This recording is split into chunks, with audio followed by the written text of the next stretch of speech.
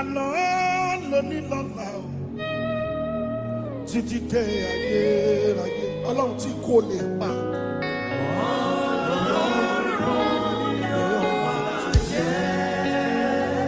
Nọ̀wẹ́ sókè arẹwà o. Tójú arẹwà lọ. Only the voice is singing to him. Ọlọ́lá, Ọlọ́run Tọ́pẹ́ Àlàbí, tójú ọlọ́lá lọ. Ní Jésù kàbàkọ́fà, bàbá mi àgbàlagbà òye. Ṣóhun náà ní ọpẹ́ láti ìyẹn. Ẹ fi ọpẹ́ fún Olúwa, àwọn Olúwa. Torí ẹnu rẹ̀ dúró.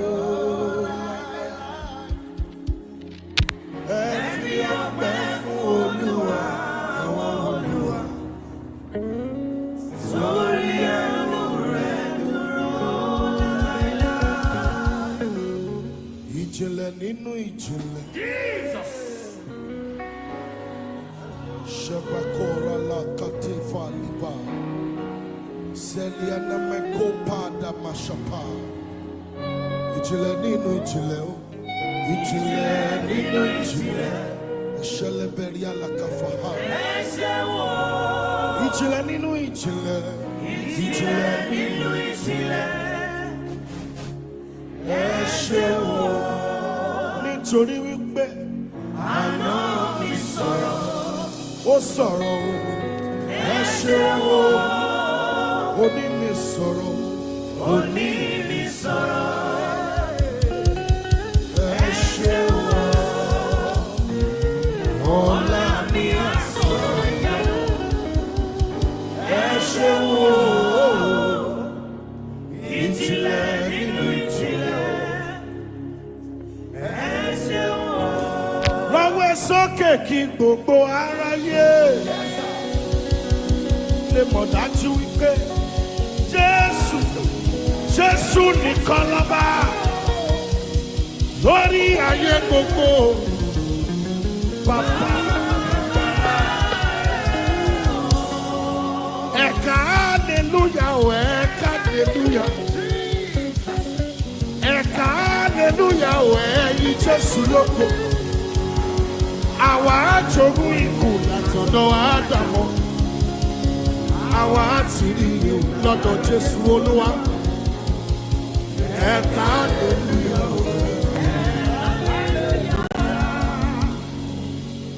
My victory is in your blood. My confidence is in your name. You took the shame so I can shine. So much you did without a price. Lift your hands to him. Ẹ ṣé.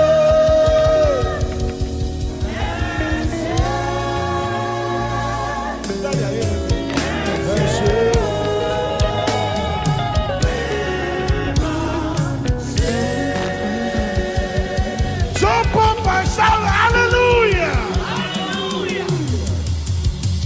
Are you ready? We are ready. China must say, make way, make way, make way. Raise up, raise up, raise up, raise up.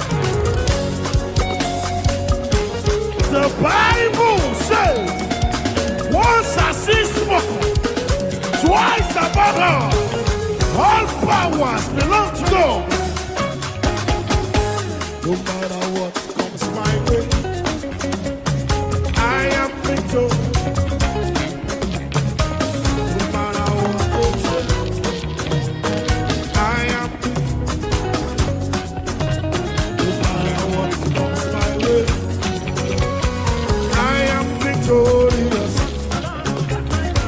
No matter what they say, I am victorious. No matter what, come on.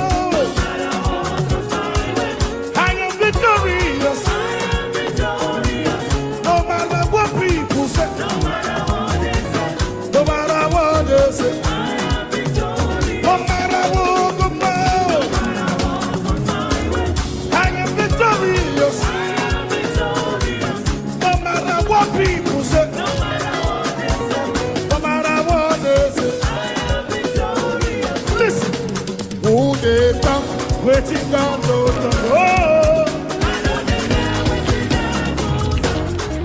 Who they talk? Waiting God, no, no. Are you there? Solo! Listen! All right, welcome. That was Bidemi Olaba at the Tokwe Alabi's concert. Welcome. Do me a favor, as you're coming in, Natu. First of all, welcome, Natu. Welcome, Natu. If you're watching this as a replay later on, or you're watching as a live, either way, do me a favor, hit like button, share, subscribe, turn up your notifications so you're notified when we go live. I have a fantastic session lined up for today. I don't know, maybe 1 hour, but this is a very, very important session that I just felt like I needed to drop here today. So yes, today we're going to be talking about marriage exposed, the ugly truth that no one talks about. What do I say now? I have a lot to say today. Okay, funny enough, I have a lot to say, so maybe there's a reason why the algorithms is not sharing it. If the algorithm is not sharing it to you, it's your fault. In fact, it's one of the major lessons today.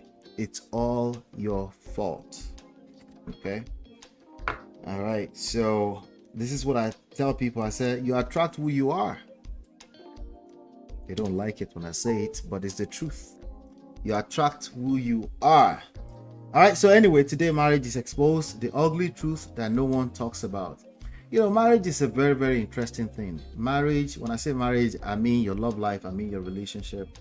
And I don't really mean whatever you put on a pedestal as marriage. I'm talking about, period. The idea that you will spend a considerable amount of time with a person in a romantic way, potentially with the hopes of it becoming a lifetime, either you admit it or not. If you're spending time with that person, if you're having sex with that person, or at least that was your plan, then that's what I'm talking about. I'm not talking about the paperwork that you sign with the state. Because a lot of people try to make the conversation about the paperwork that you sign with the state. It is not. All right. Whenever I talk about marriage, it is not about that. It's about the idea that you will share a romantic feeling with the person. You're having sex with them.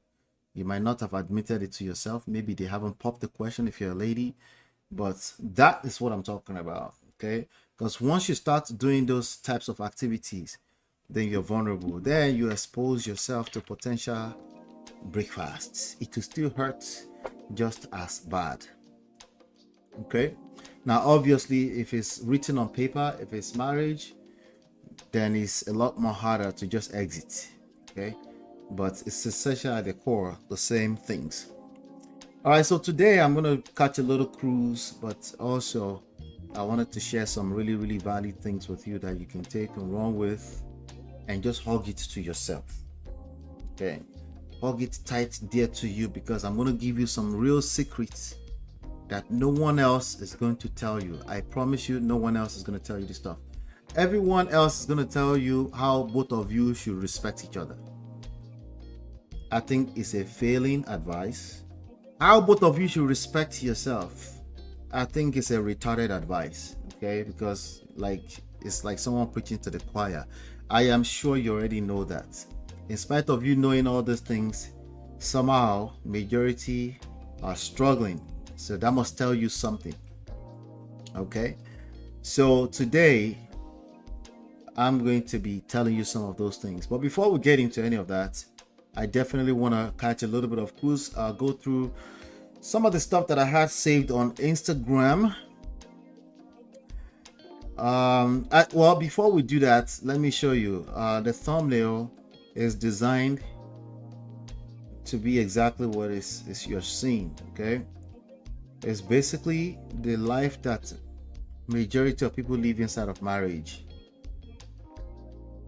I wish I could come here and tell you that people are just having this good time inside of marriage.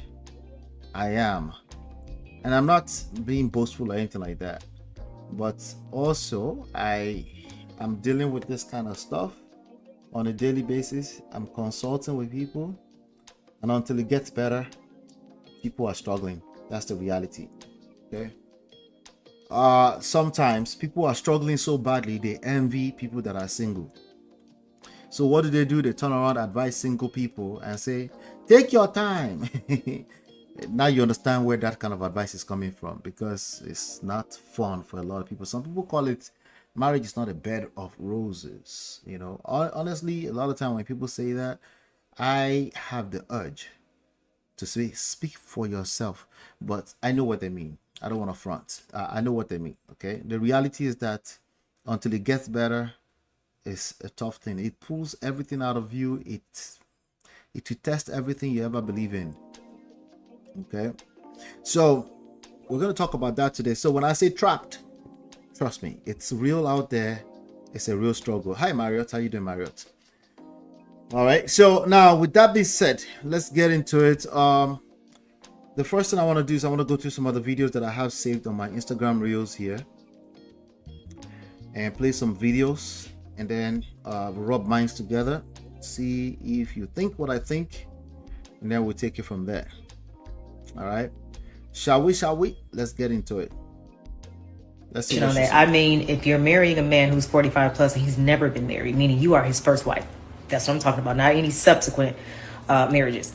I feel like it's dangerous for two reasons. Number one is, it's more likely that you're probably not his type. This man has had his type. Over them 45 years he's been alive, he's had his type. He's had girls he really loved. He's had girls he's really been compatible with. But he skipped over them because he wasn't ready. When he did become ready, because, you know, we think age is never going to catch up with us. But when you do realize that, oh, shoot, I done lost my hair, I'm bald. Oh, shoot. I can't play ball like I used to. My joints and my knees kind of going out on me. You can kind of see age creeping up on you. Then he start to panic. Oh God, I got to find me a wife. I got to have me some kids. First thing he does is try to go back and get them girls he had before that he really did like. She ain't the same woman, if she's even available. And she definitely don't look the same because she probably done had some kids. So then what he says is, oh shoot, she'll do because she's right here. That's you. You the one who he's saying will do. Probably not really his type. Not the best girl he's ever had. He's not his favorite. Not the one he's most been in love with, right? Second reason is, this man is obviously averse to marriage. He's been fighting like hell to not be tied down, so it's a bigger risk. Marriage is always a risk. But if a man is 45 and he has never been married and you are his first wife, I don't know about that one, baby. Good luck. That's messed up. A little clarification on that. All right, so you guys want to listen to it again? Let's listen to it again. I mean, if you're marrying a man who's 45 plus and he's never been married, meaning you are his first wife, that's what I'm talking about, not any subsequent marriages. I feel like it's dangerous for two reasons. Number one is, it's more likely that you're probably not his type. This man has had his type. Over them 45 years he's been alive, he's had his type. He's had girls he really loved. He's had girls he's really been compatible with. But he skipped over them because he wasn't ready. When he did become ready, because, you know, we think age is never going to catch up with us. But when you do realize that, oh, shoot, I done lost my hair, I'm bald. Oh, shoot. I can't play ball like I used to. My joints and my knees kind of going out on me. You can kind of see age creeping up on you. Then he start to panic. Oh God, I got to find me a wife. I got to have me some kids. First thing he does is try to go back and get them girls he had before that he really did like. She ain't the same woman, if she's even available. And she definitely don't look the same because she probably done had some kids. So then what he says is, oh shoot, she'll do because she's right here. That's you. You the one who he's saying will do. Probably not really his type. Not the best girl he's ever had. He's not his favorite. Not the one he's most been in love with, right? Second reason is, this man is obviously averse to marriage. He's been fighting like hell to not be tied down, so it's a bigger risk. Marriage is always a risk. But if a man is 45 and he has never been married and you are his first wife, I don't know about that one, baby. Good luck. Good luck. A little clarification on that. Right, I mean, if you're married. So what do you guys think? What really stood out for me is averse to marriage. Believe it or not. If you've listened to me long enough, you probably thought the over 45 thing stood out to me. Well, it doesn't matter. Everybody's, God's timing is the best, Rabbi, Shibi. God's timing is the best. So today, my focus is a little bit shifted to when she said averse. This man is probably averse to marriage. That person is probably getting ready to settle, not settle down, but settle for less. All right. Now, here's the tricky part about that, right? This could be a person who is actually the love of your life, probably something that God has presented to you, but here you are, you're watching this video and you're already dating this person, but now you're on the fence. You're like, ouch, they just messed it up for you, right? But you know, averse to marriage, what could that mean? Let me come to the chat real quick. What's going on, Jim Jim? How are you, Jim Jim? She said catch the live early today. Is it early? It's 8:18 p.m. Welcome, Jim Jim. Anyway, Jim Jim said, I don't agree with tell me which part you don't agree with. Which part? Because today I'm focused on the averse to marriage part that she said. Are you talking about the over 45 thing? Is that what you don't agree to? Which part don't you agree to, Jim Jim? I want to I'm curious. I'm curious. Which one don't you agree to? Anyway, the averse to marriage part, before I wait for Jim Jim while she's leaving her comments. Averse to marriage, there are multiple reasons why. First of all, what does averse to marriage means? It means somebody is reluctant to marry. There are people like that. There are people like that all over social media today, right? But there are 5 reasons that I want to share with you why somebody might be averse to marriage. It's not always number one. The number one I'm about to share with you is what's the most popular one. It's not always number one. Okay? And Mario say, if you're already dating him, why shall you feel? I like that answer. If you're already dating that person, I would hope that hopefully they brought some kind of value to your life. Maybe you should focus on that and don't worry about social media rhetoric. Okay? But let's talk about the deeper issues here. Not necessarily about the number. The age is a number thing, right? We're not going to put too much focus on that. The only thing I can repeat myself. I can say, hey, if somebody is 40, single, never been married before, there's a reason. They are not a bad person. There's a red flag that you should pay attention to. It's not the obvious. It's not something they will tell you with their mouth. Okay? They might not even know. They might not be aware. Okay? But there's a reason, because time is not anybody's mate. Mario says, I don't know about all the extrapolation she made, but a never married man 40 plus is a yellow flag. Proceed with caution. Okay, I like the yellow flag, actually. That's interesting that you put it that way. All right, now let me see what Jim Jim says. Jim Jim say that the lady is certain and the guy might not treat her right. He has waited that long to marry, so why will he also settle if she's not the one? Yeah, unfortunately, when it comes to romantic relationships, there's multiple variables. So I don't even like to zone in on one variable like age in general, because the last thing I want to do is disempower people. I want to empower everyone. I want them to focus on where their strength is and not what the weakness is. The fact that you're 40 single, yes, it's true, it's a yellow flag. Proceed with caution. Yes, it's something to pay attention to. It's something to have a conversation around. You should probably not ask the right question, but at least pick up a couple of information. Like, why would that person be sitting around for the last 25 years and not a single interest, romantic interest that turned to marriage? Yeah, it's something to pay attention to. If they've been divorced, that's a different conversation entirely, right? Because relationships sometimes don't work out. All right, so now let's move. I want to go to the reasons why somebody could be averse to marriage. The most popular one is personal beliefs. They just don't want to be married, right? Some people see marriage as not necessary. They've always been that way. They usually are not in this type of room too. They're not engaged with conversations about marriage. They just can't relate. If they're actively engaged in conversations about marriage, action speaks louder than words. Anyway, that's number one. It's the most popular one. Is the least reason why people don't marry. Okay, is the least reason. Okay, as in like least frequent in reality reason why people don't get married. All right, but because again, there are many people, don't get me wrong, there are a lot of people, but they usually don't, and you won't encounter them in this kind of conversation. Number two, negative experiences. Now we're getting closer. People don't collect shaggy. particularly from members of the opposite gender. If they have collected from, then obviously that experience is going to shape their decisions or lack thereof moving forward. Okay, so past relationships, divorces, even including secondhand, like witnessing bad marriages can create marriage aversion, right? Then number three reason why people might not be interested in marriage, why you might not be interested in marriage, is a desire for independence. Okay, so oftentimes it's not people that have never been married. This is people that have been married before. Maybe they're in a toxic situation. So now any idea of anything like marriage, obviously that kicks against the idea of personal freedom for them,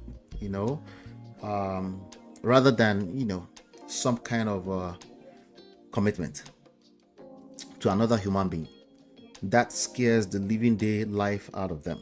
Okay, so desire for independence, which is not something people don't fall out of the skies and be asking for that. When people fall out of the skies, what I mean is that they've never had any experience.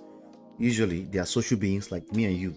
They want to hang around other people, maybe in maybe they're selective about it, but they don't mind being around their people, the people they like to hang around.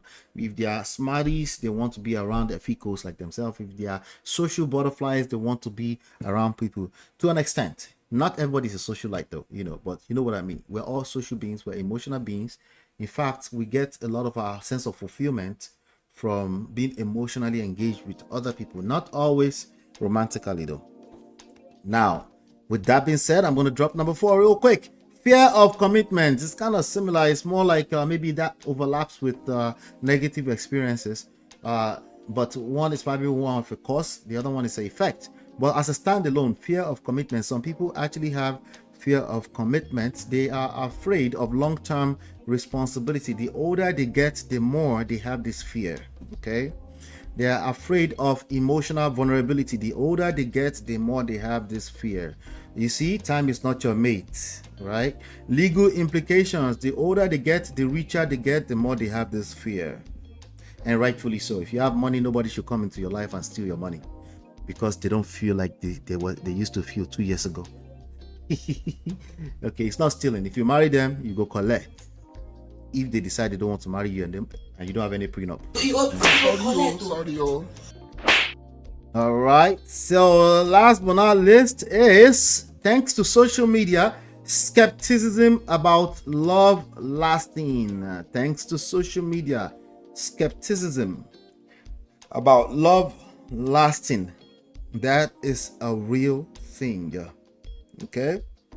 If they have doubts about marriage, it's usually not, oh, I just woke up, I have doubts. No.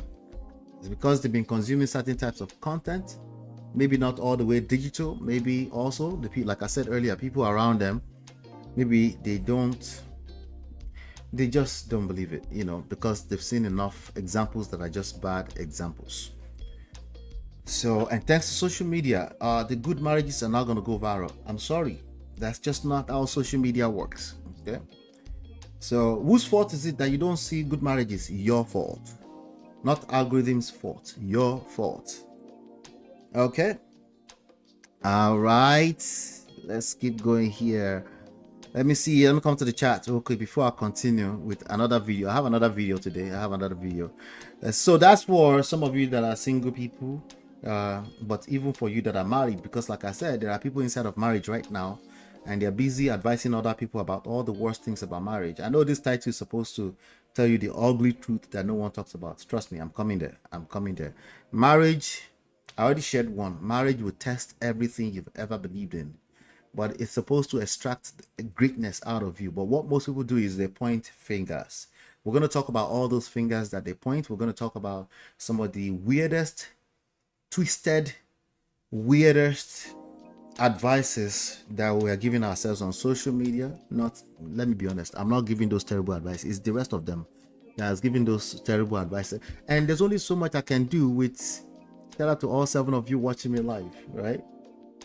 So what I need to do a better job at turning you guys to a disciple of this good message and let you know that it can be good, oh, love is sweet, oh, but it will test everything in you first. You know, anything that's worthwhile in life requires patience, work. It will test everything in you. I said that yesterday when we were talking about MLMs and scams, right? It's the same thing is true in your love life. But anyway, let me look at the chat real quick. Jim says that, oh, okay, not that one. Number 3. What is number 3? I need to remember. What is number 3? Number 3 is desire for independence. Aha. Yeah, that part, right? I think she was saying they choose what's in front of them because they face their own mortality. It died to age, due to age. Yes, the fear of losing. So yeah, I think she had a good point. I don't think it applies to everyone, but I think it applies to majority. And we don't like to talk about that. We like to talk about the minority. We like to talk about the God's time is the best. The reality is that age is going to catch up with every single one of us. How it shows up in our lives or our love lives, for that matter, yeah, that's up to you. But again, if you're swimming against the trend of the ocean, there's a very good chance you will drown. You know, but maybe you are the best swimmer in the world and you can swim against the trend and still succeed. You know, never know. There's exception to every rule, right? And sometimes we like to call it God's time is the best. A miracle, no they tire Jesus, oh. Plenty, no they tire Jesus, oh. They do am again. Chai. Miracle, no they tire Jesus. Yeah, I'm not kicking against your miracle. I just want you to know that it is miracle. It is exception to the rule. If no be so, shout out to Dr. Freeze. All the pastors will be doing miracle too.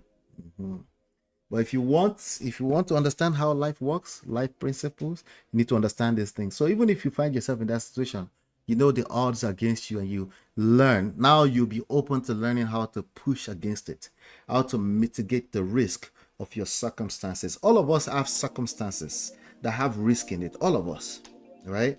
And the worst you can do is be in denial about it or tell yourself lies about it. And that's what most people do. Anyway, yes, so the fear of losing control. Mara says money is a bigger and bigger factor now in economics times. It is, but money is money follows value, you know. So maybe we can make finances a thing at some point. Maybe we'll discuss that more later on, or maybe I'll make that a special type of video, because the reality is that it's in the top 3 of the reasons that people give at the courthouses on why they divorce.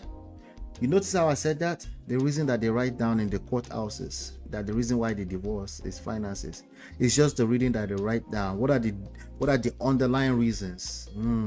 But we'll talk about that too. But money is always going to be a problem, if it is a problem.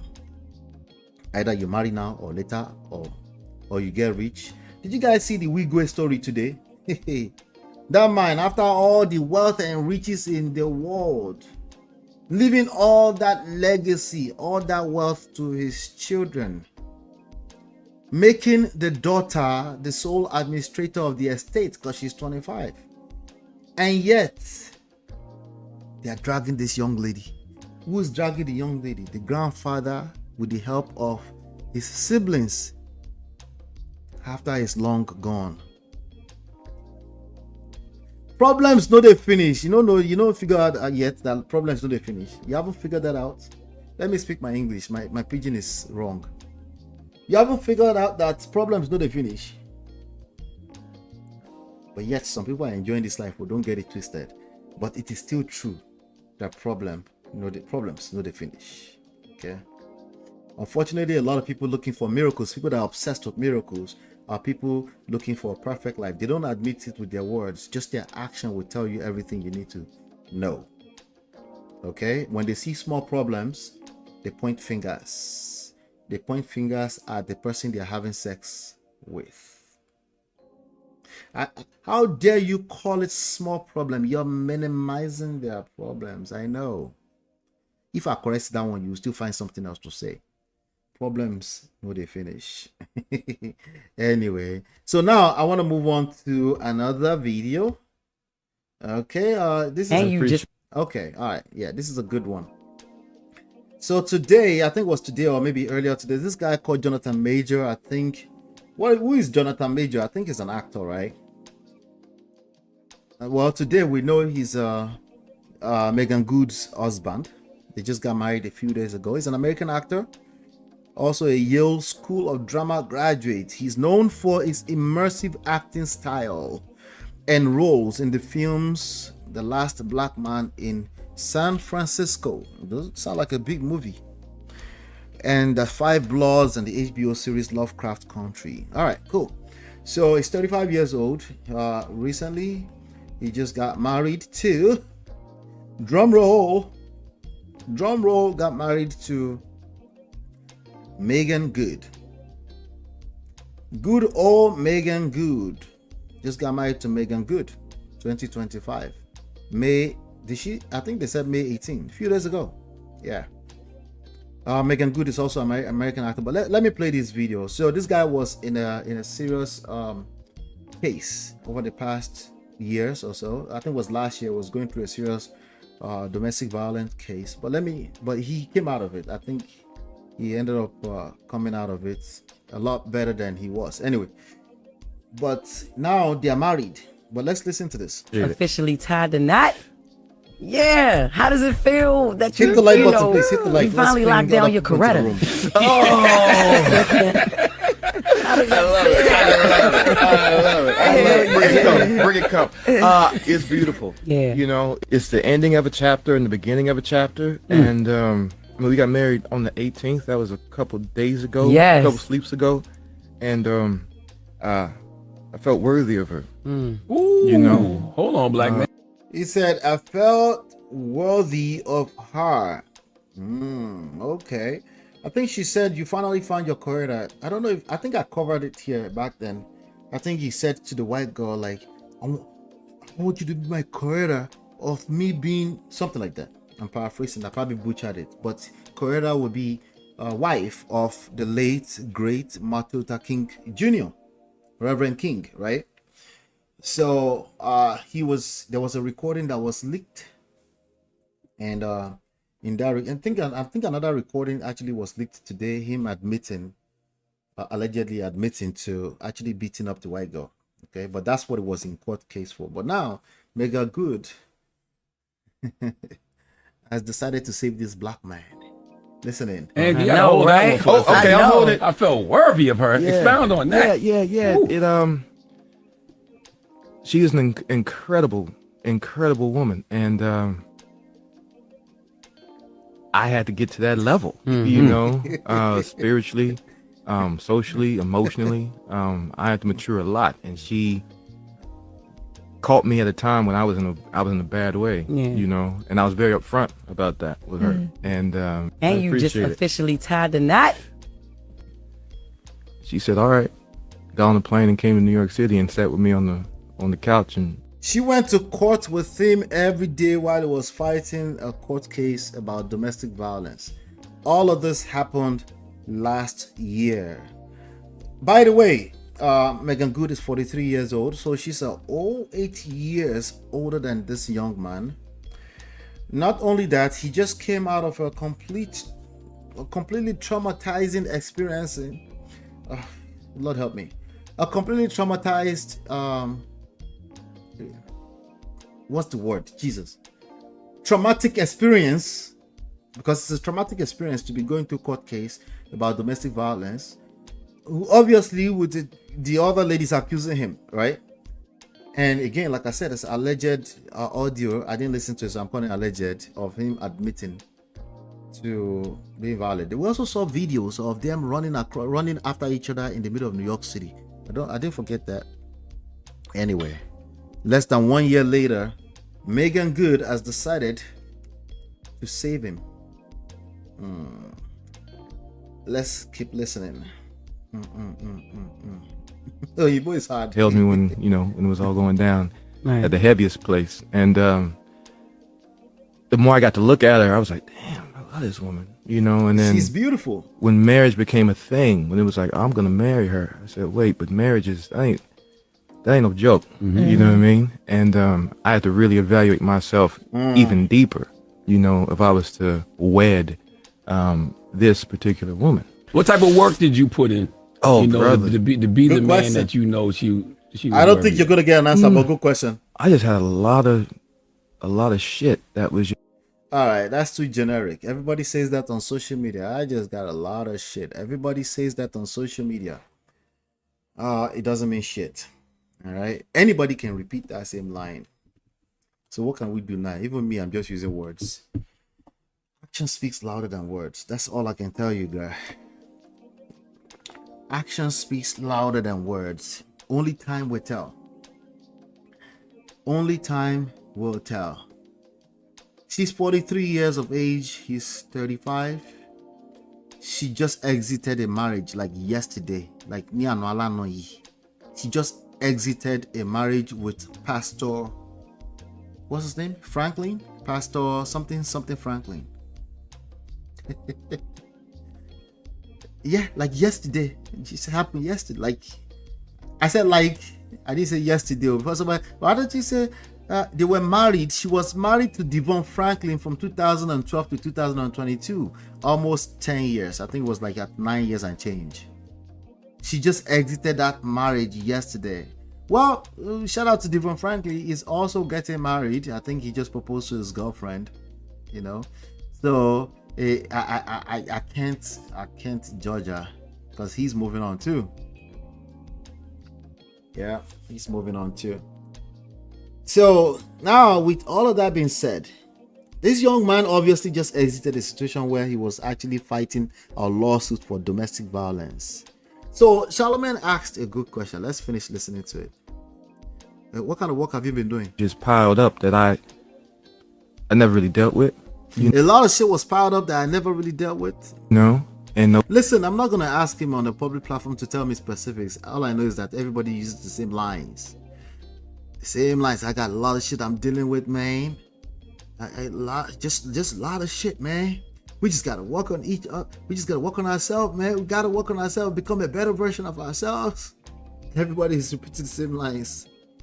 And words are powerful. Words carry meanings. So what can we do? The reason why I'm telling you that is that I want you to watch yourself too. You might know how to finesse a nice little set of words, but you might just be full of shit too. I just want you to be aware of that. That's why I'm saying all that. Okay.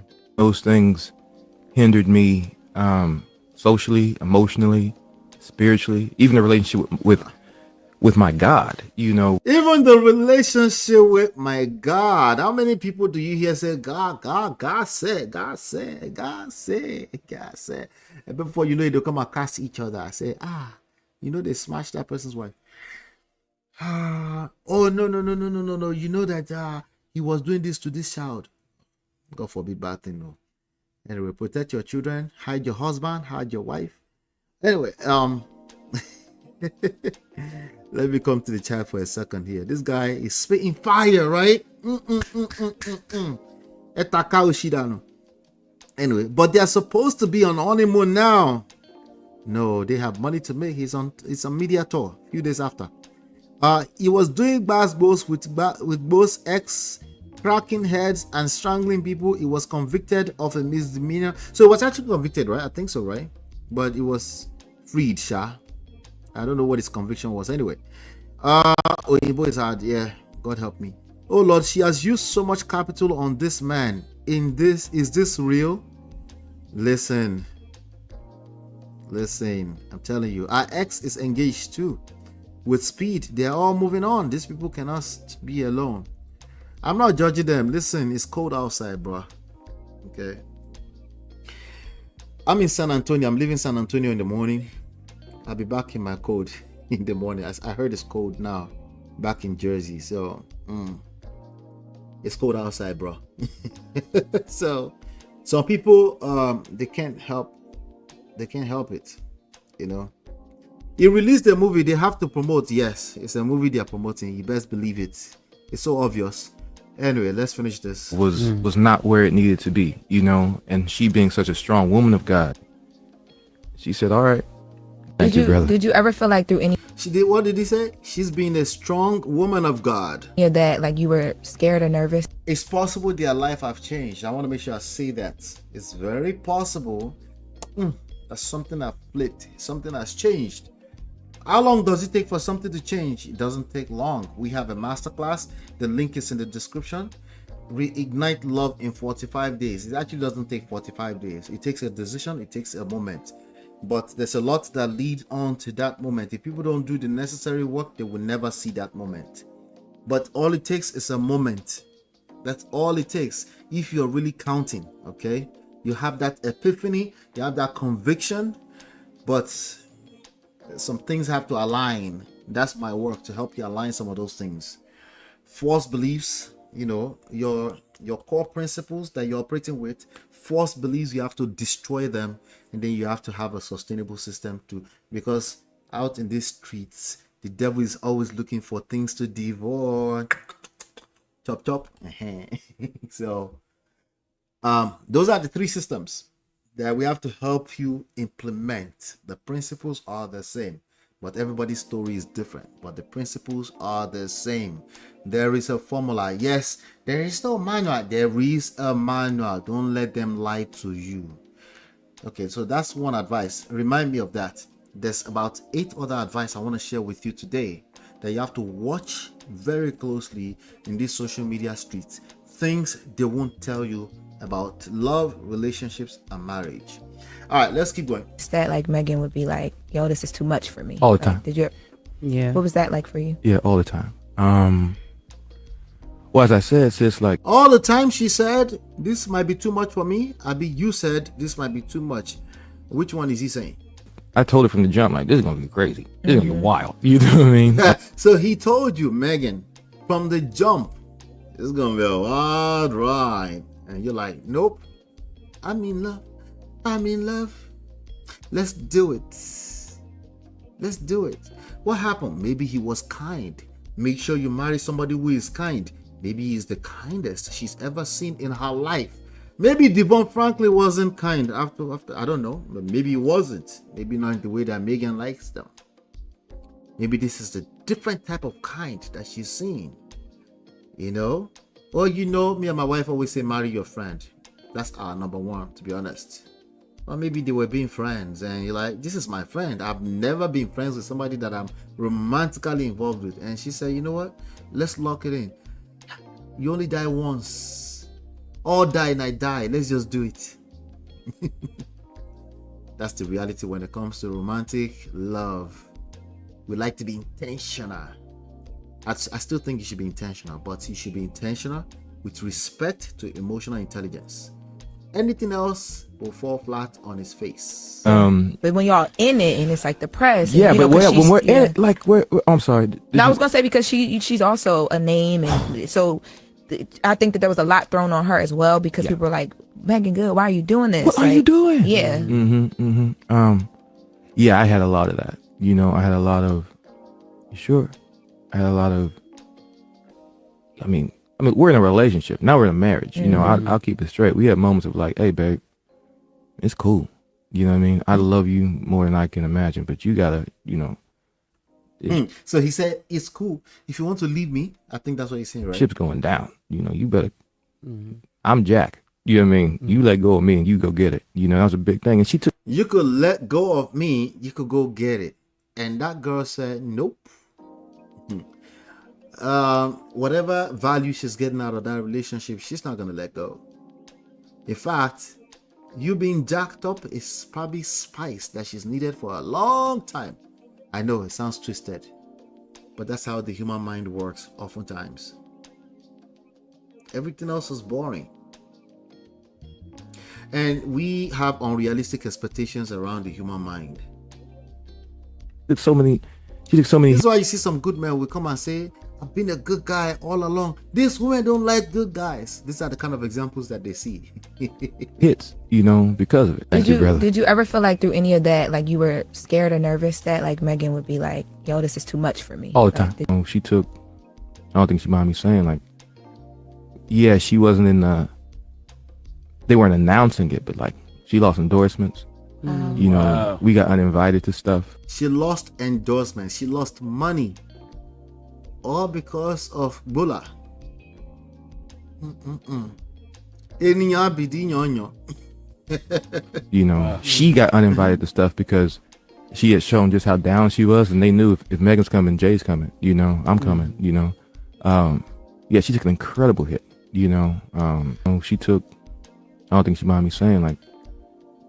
So right there, if you're going to cook any type of expectations around the human, you're not different. Okay, your own worry might not be at that level, but you're not that different. Okay, I want you to manage your expectations around the human mind, including yours, but especially other human beings, even if they're your wife, your husband of Boboron years, 19 or putting, and you feel like I want you to manage. That's my suggestion for you. I want you to manage your expectations anytime the human brain is involved. Okay, it's not as straight-lined common sense as you have a tendency to think. It's not. That's why a lot of the advices on the internet will continue to fall on their face. You understand? You understand? You got to be careful when there are two things. There's two main point of leverage when it comes to marriage. This is the truth that you're not going to hear you're not going to hear this anywhere else.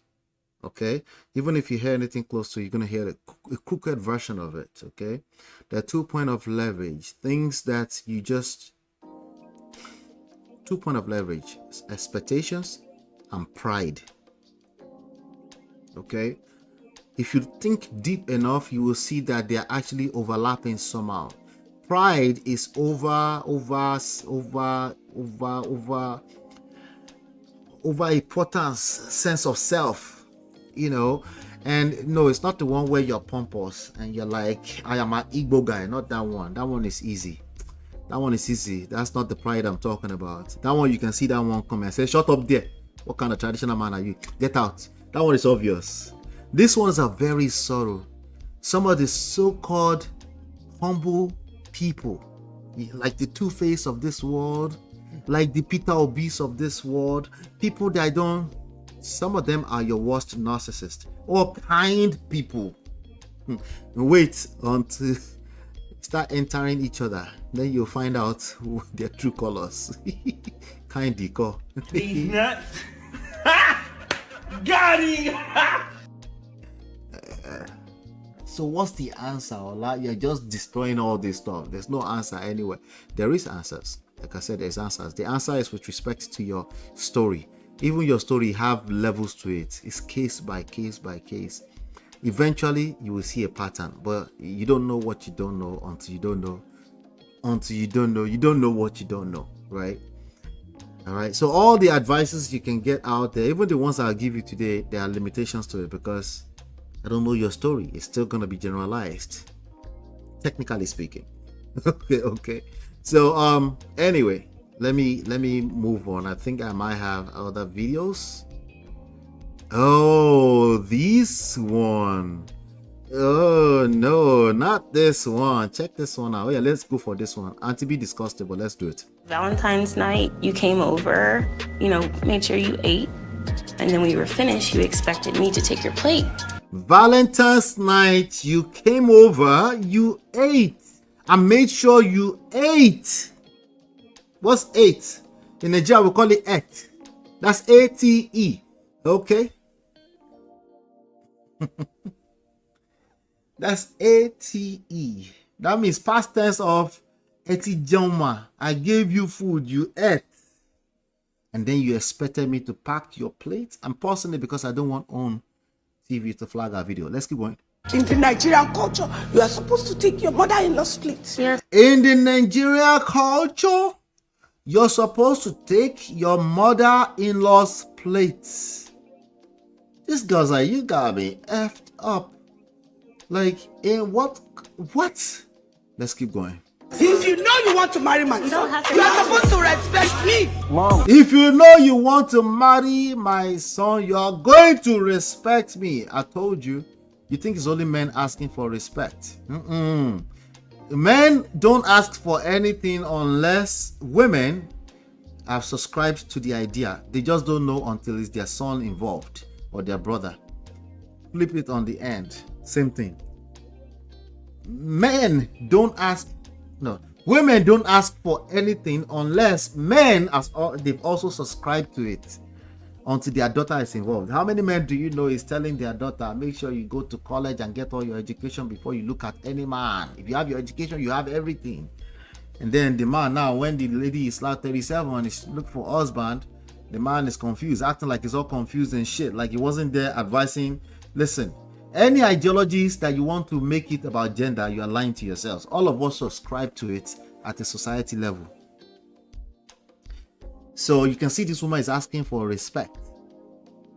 You know, even though from the small clip we're looking at, it's easy to take this out of context. From the small clip we're looking at, you know, we don't know the full story. But we're going to judge these small clips though, okay? I mean, this small clip.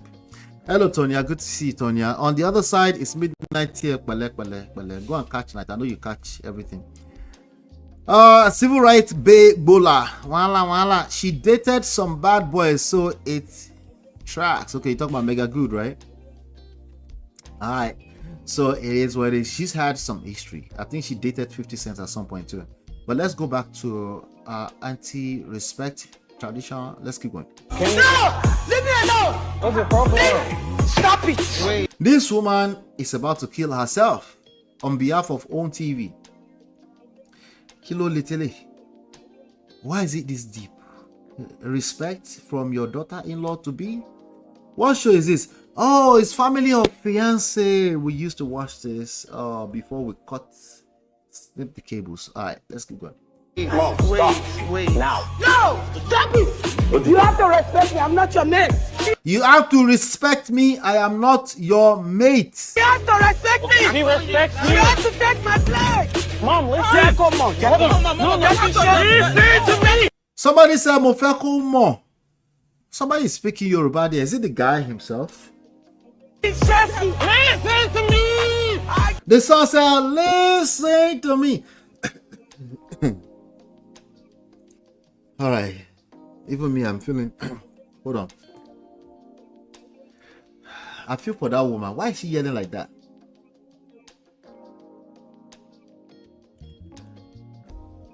Oh, God. Don't want this. Mom, listen. Mom, you just right now broke her heart. She broke my heart. This nigga said, Mom, you just right now broke her heart. This one don't know Nigerian mothers. Your mother broke your girl's heart? It's not even, trust me, it's not what you think. That sentence is pregnant. Olonyu, in so many ways. Omo. No, leave me alone. Any other day. Leave me alone. Don't be a whip for a woman. Leave me alone. Don't be a wimp. Don't be a wussy. Don't be a simp for a woman. Thank you, Jare. Not to appreciate you. Lord. Owó wà lọ́wọ́ mi, mo lówó.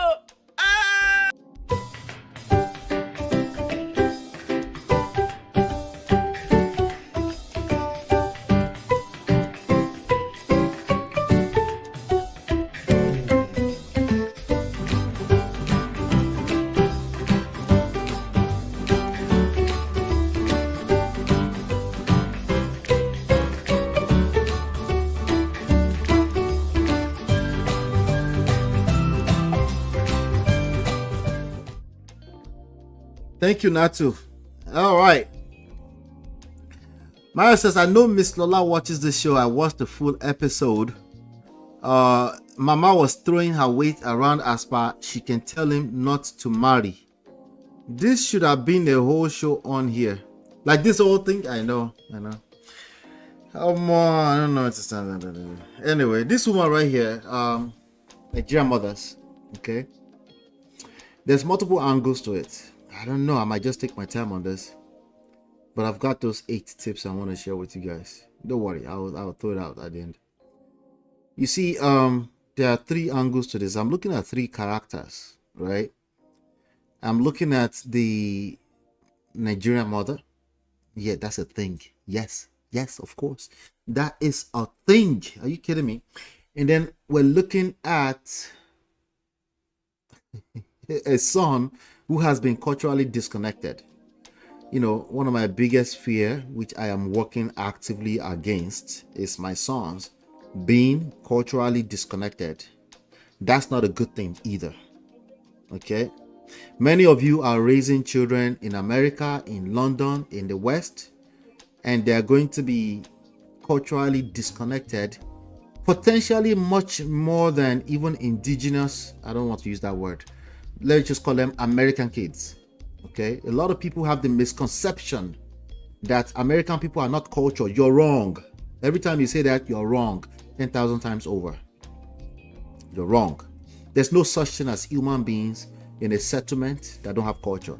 If you haven't taken the time to learn and have some awareness to know that they have culture, that's on you. That's you. That's just you judging another group of people.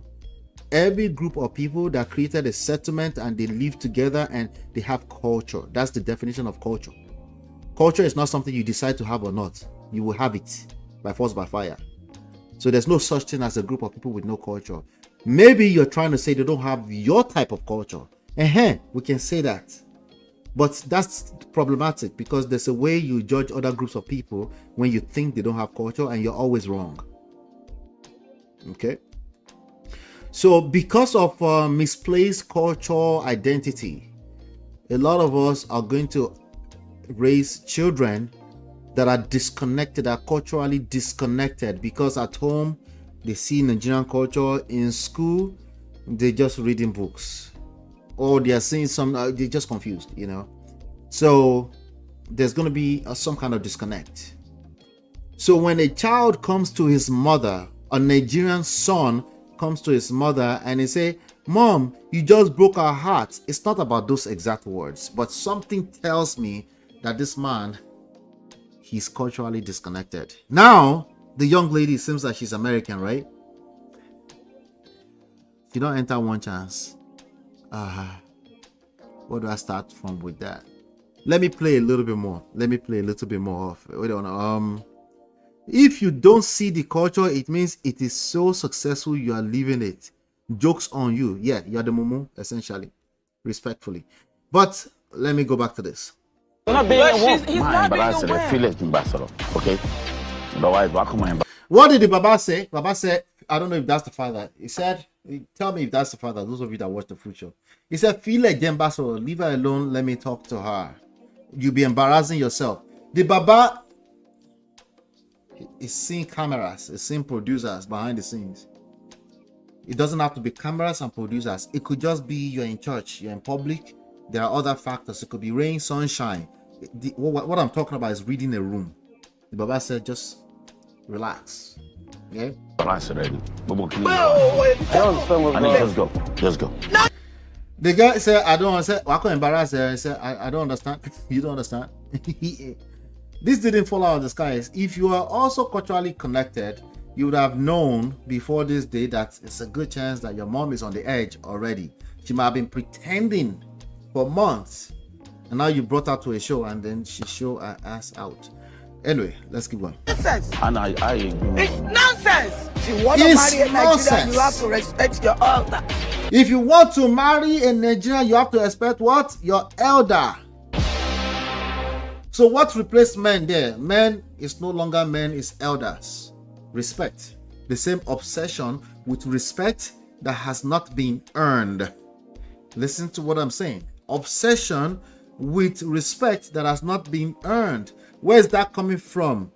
Because in our culture, traditionally speaking, I'm talking about Yoruba culture now. When you see your elders, they have earned the respect because they have lived life. That is that culture. But when you move to another person's world, like you cut across oceans, small sense will tell you now that there's a good chance that when I cross this river Niger here, even if it's ordinary river Niger to Igbo land, there will be a slight change, right? In the way of life. That's what we call culture, by the way.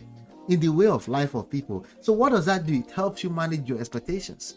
That's all. It doesn't mean you have to sell yourself out. It doesn't mean you have to sell out. It just means you have to be aware, right? So that you can know what you're working with. Valentine's night, you came over, made sure you ate. And then when you were finished, you expected On Valentine's night, we made sure you came. When you came over, we made sure you ate. When you were finished, we made sure we're playing out the full video now. me to take your plate. In the Nigerian culture, you are supposed to take your mother-in-law's plate. Yes. If you know you want to marry. What did the girl say? She said, yes, ma.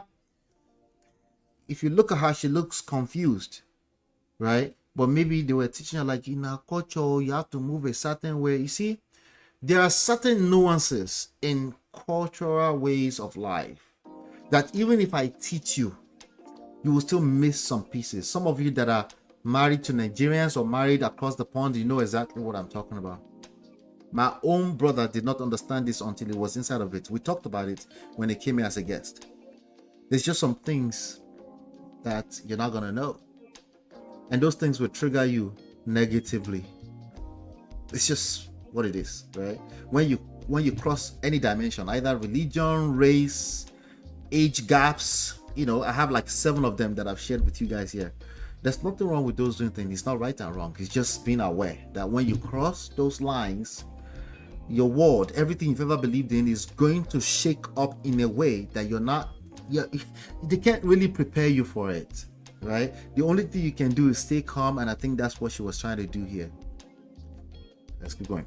You don't have to. You are supposed to respect me. Mom. What did she say? I think she's about to say, you don't have to yell at me.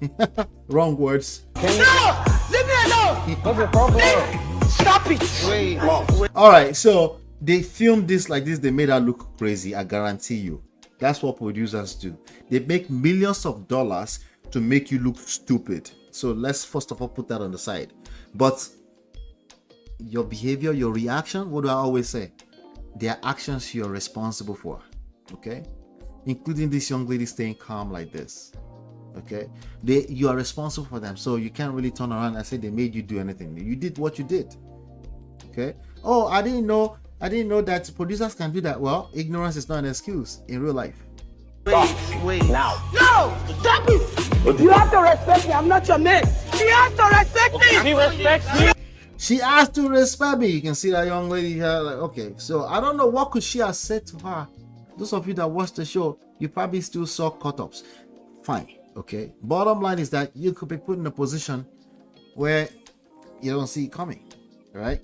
When you cross lines. So I told you, my father tell me this story all the time. When you go to another street over there in our own village, I don't think it's more than 10,000 people there till today. Right? When you go, there's a street you go to, they tell you if you go to that street, they used to have ringworm. So if you go and marry somebody there, you will end up with a wife that has ringworm for the rest of their life. They have their own prejudice, but that's just prejudice, right? If from a physical standpoint, some of them is mental. They might say they have mental issues, or they might say, this one, they don't stay in husband's house. Oh, they say that a lot about Ogun State, Ijebu, and Egba people. On those states, they said these ones, they have agidi, they have coconut head, right? So everybody have their own prejudice, right? Those prejudice, are they true? Let me just tell you like this: they're not absolute truth, of course, but there's no smoke without fire, right? It just means there's something people have seen some kind of pattern. It's probably inaccurate, like when it comes to those actual behaviors, but there's something to it. Okay. Anyway, so that was the mom's brother. Thank you, Marriott. That was the mom's brother. Okay. Uncle already told the son his concern was him breaking free from the control mom has over him. Oh, really? Mom has control over him. Okay. He also said he was a mama's boy. Mom and son understand their dynamic. Oh, do you think mama was using culture as a crutch? Would all Yoruba women behave the way she wants? So here's the thing. Of course, we're generalizing a little bit.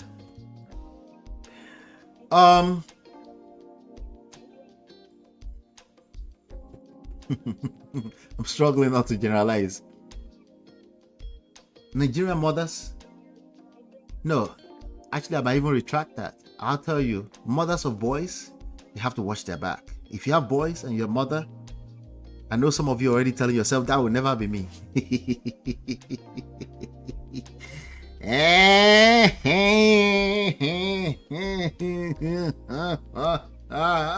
Stop the cap.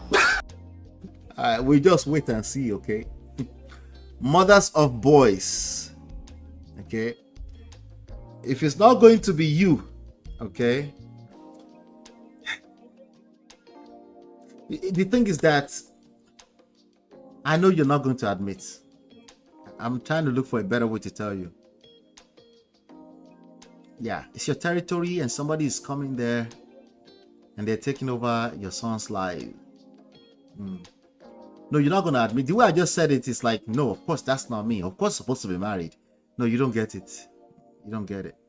It always comes from a blind spot. It comes with some form of crisis will happen. Like it happens in everybody's life, you know? And yeah, there's only so much you can take when it happens. And then you now wake up and say, Ola said it. I think just boys, mothers of boys, especially if you have all boys, if you have all boys or you have one boy among many girls, yeah, there's a good chance that you're going to behave like this. It might not show up exactly like this. You might not be yelling at the top of your lungs. Maybe you're a silent treatment type. You will just block her out. You will just you didn't see it as the same thing. You're just like, I'm not gonna yell at the top of my lungs like that. And you won't yell at the top of your lungs. You will block her on WhatsApp. Because why? Because she stole your son away from you. No, you're not gonna admit to those same exact words I just used. But just effectively, you're gonna find yourself at odds for a face before you figure it out and say, I think that thing has hunted me down. And inevitable, the curse has happened to you. So maybe you won't be yelling like auntie. Maybe you'll be the silent one. You're like, all right, I want you. You know, you might call it at that time. I'm just leaving them to their space to figure it out. Yeah, right. Anyway, it's going to show up in some form or the other. I think it's a human behavior. I think it's just a human behavior thing. It's part of the conflict that we end up with in every relationship. Your relationship with your daughter-in-law is a relationship. It's another relationship that you now have to intentionally manage. No. It's not going to be as simple as I just leave them to their space. No, it's not going to be that simple. We're human beings. You can't put us in a box. The devil will show up. Voila, I'm right here. It's too late before you realize it. So just what I always ask everybody to do is prepare for handling conflicts. Conflicts are inevitable, okay? So how you react to it will vary from people to people. It might not look exactly like that, but the cultural thing is a good crutch that people use. It's a very quick go-to, you know, tradition, but it's bullshit. You know, bottom line is that she didn't trust this young lady and she felt threatened by her presence for whatever reason. When you're caught up in your emotions, all types of logic will go out the window. You know, that logic you were preparing for 30 years, that it will never be you. It will go straight right out. It will be the first thing that will go out the window because something will tamper with your emotions. This is not producer's photo. This mommy is just crazy. If they show you the full video, these people get paid millions of dollars, not by mistake. Trust me, okay? I don't want to just say that. Remember, I already said your reaction is your responsibility. But this producer, they don't just get paid millions of dollars by mistake. Oh. Remember, they have competition. They must beat the competition and they must create drama, sometimes out of nowhere. Okay? No, MOP, this is craziness. My mom has 2 boys and this has never been the case. I think you said that before I fully explained it. No, your mom was not yelling at the top of her lungs the way, yeah, but if you ask her very well, something happened somewhere, you know. I'm surprised you are making excuses for this crazy woman here. Trust me. Everything you just heard so far is excuses. Trust me. Just keep listening, Jim. Keep listening. This is not normal. This is not cultural. Nothing. The lady did warrant that display of madness. No, I'm not. Everything I said did not negate that she's crazy. You know. But what I'm telling you is that on TV, they don't stay in business by mistake. Okay. In fact, they almost filed bankruptcy a couple of times. They haven't stayed in business by mistake. They know what they're doing. Okay. So that doesn't mean excuse for her, because you're still responsible for your reactions. I think I said that very clearly. What if they have a loving man at home? I'm not sure what you're describing is normal. A loving man at home. What do you mean by that? Like the madam is collecting strong bull at home. I could follow. Just know that every relationship, here's all I'm telling you, okay? Every relationship, of course, most especially romantic relationship, every relationship, there will be friction. If that relationship is worth anything, friction will be created from somewhere, usually from some kind of blind spot. You will react in a way that you're not necessarily proud of by the time everything pans out. But the best thing you can do is keep calm when it's happening, because you're probably if you don't do that, you're going to regret your reactions after the fact. And there's always an enemy around the corner that's looking to destroy. Sometimes it's a producer and cameras that they're about to make millions of dollars off of your drama. Sometimes it's just one weirdo who is a jealous, envy person, and they can't wait to see you at odds with your child. You've always been proud of your son, and now they're happy to see that you finally hate your son like we wanted it to be. Some people are always hanging around the corner like that. You guys always remind me of that. How this world is just a terrible place and people are always looking for a way to get you, right? These are some of the things that creates it. So no excuses for the lady. It is what it is. I'm just telling you that this dynamic here, you don't get to point fingers at this lady. It can happen to anybody. Okay? There are 3 characters involved. All 3 characters, there's 1 or 2 ways that they could have improved their own behavior to not make it escalate so fast. But sometimes the best teacher is experience. You know, here's the flip side of it. I can tell you that young lady is evil. She should have picked up the plate. Maybe. It's a maybe, okay? But maybe she was caught up in her emotions and she's already feeling like this woman has been entitled. Today, I'm not going to pick up this plate. To hell with her. Maybe she also, maybe. We don't have the full story, right? I'm just saying the maybes. The young man trying to show, maybe he knows his mother very well. But that's not the way to get your mother. I've been in his position before where I'm like, this woman, my mother, right? But that's not going to work. What's always going to work is control your own emotions. That's your closest. Okay? You as an individual, regardless of which one of the characters you are, control your own, have some emotional self-control. That's your closest to not creating drama. Does that mean people will still now act mad around you? I promise you it will be so much more less than it could, could be a lot better than it could be. I mean, so much, it could be worse, is what I'm trying to say. Okay? But at least you know you didn't lose yourself in the middle of trying to control another person, because we know that really doesn't work very well. Controlling another adult. Sometimes another adult is your own son. Sometimes it's your mother. Sometimes it's a cousin. Sometimes it's a sibling. Just have some emotional self-control. Right? And this is your closest to the best of scenarios. Okay? Let's see here. What if they have a loving mom? Okay, we already covered that. Yeah, it doesn't count. If you are engaged emotionally with your son, then the devil can potentially tamper with it. It's just a blind spot. You know what I'm saying? If you don't care about the person at all, it's when you should not expect conflict. If you're in a relationship with the person you don't care at all about, which is almost impossible, that's when you should think that there's no such thing as conflict. But if you care about them at all, even small like this, then that is vulnerability for the devil to creep in through, and you have to always watch out for that. That's all. Does the same apply to dads and daughters? Yes, in a twisted, weird, different way, for the same thing at its core.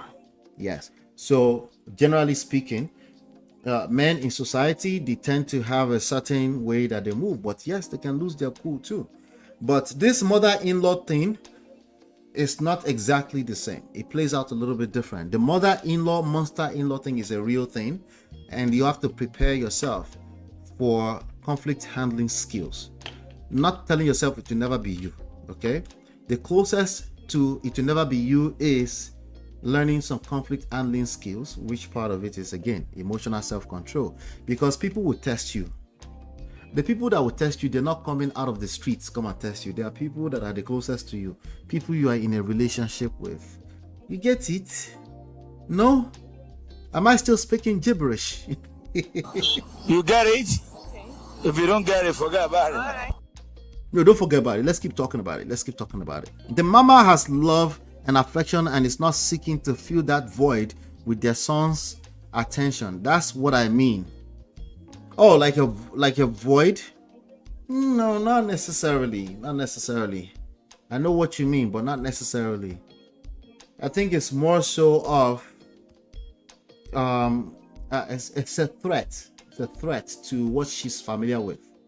Right? She's more familiar with her relationship with her son in a certain way. Anything that presents as a threat, directly or indirectly towards that, will trigger the emotions. That's more so of what it is, you know. So no matter how much you are bullying your wife, when she go and do, what do you guys call it? What do you guys call when they go to their son's house to go and take care of children?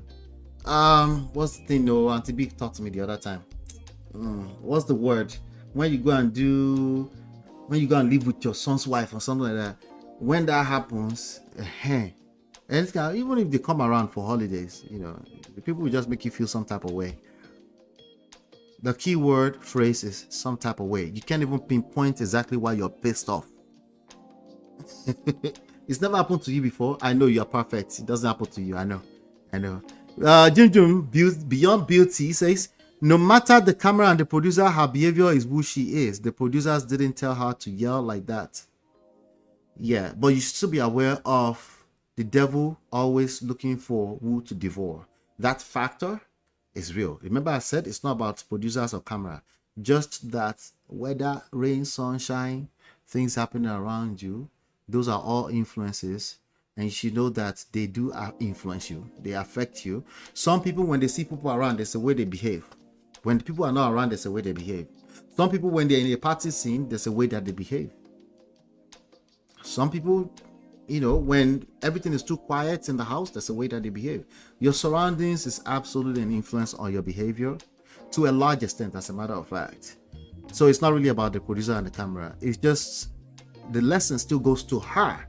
She needs to be aware of how she responds and reacts. That lesson goes to all of us. It's easy to call her crazy, but that lesson goes to all of us. A Nigerian mother-in-law can put you through trauma and will still justify the bullshit. Temi, where have you been? How have you been, Temi? Good to see you, Temi. Omugo. That's what I was trying to say. Omugo. That thing is what I was trying to say. Beyonce, she told the son, I can fight you about this marriage, but I am not. She's patting herself on the back for not being worse. So to us, she's actually trying to have some self-control.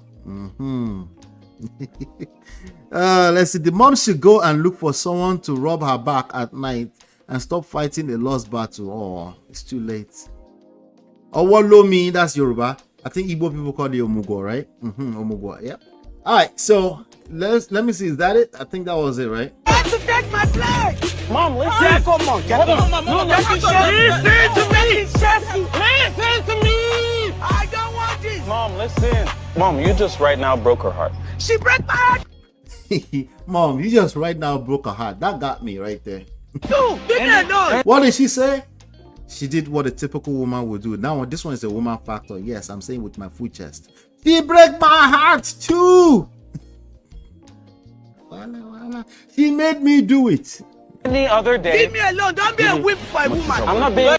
Leave me alone. Don't be a wimp for a woman. Oh, you always thought it was only men that call men simp. No, actually, what I found is that a lot of women call men simp, softy, all kind of stuff. And women are not attracted to soft men. That's the truth. That's the honest truth. Women are not attracted to Mr. Nice Guys. What do you mean? I want a Mr. Kind guy. Okay, if you say so. I believe you.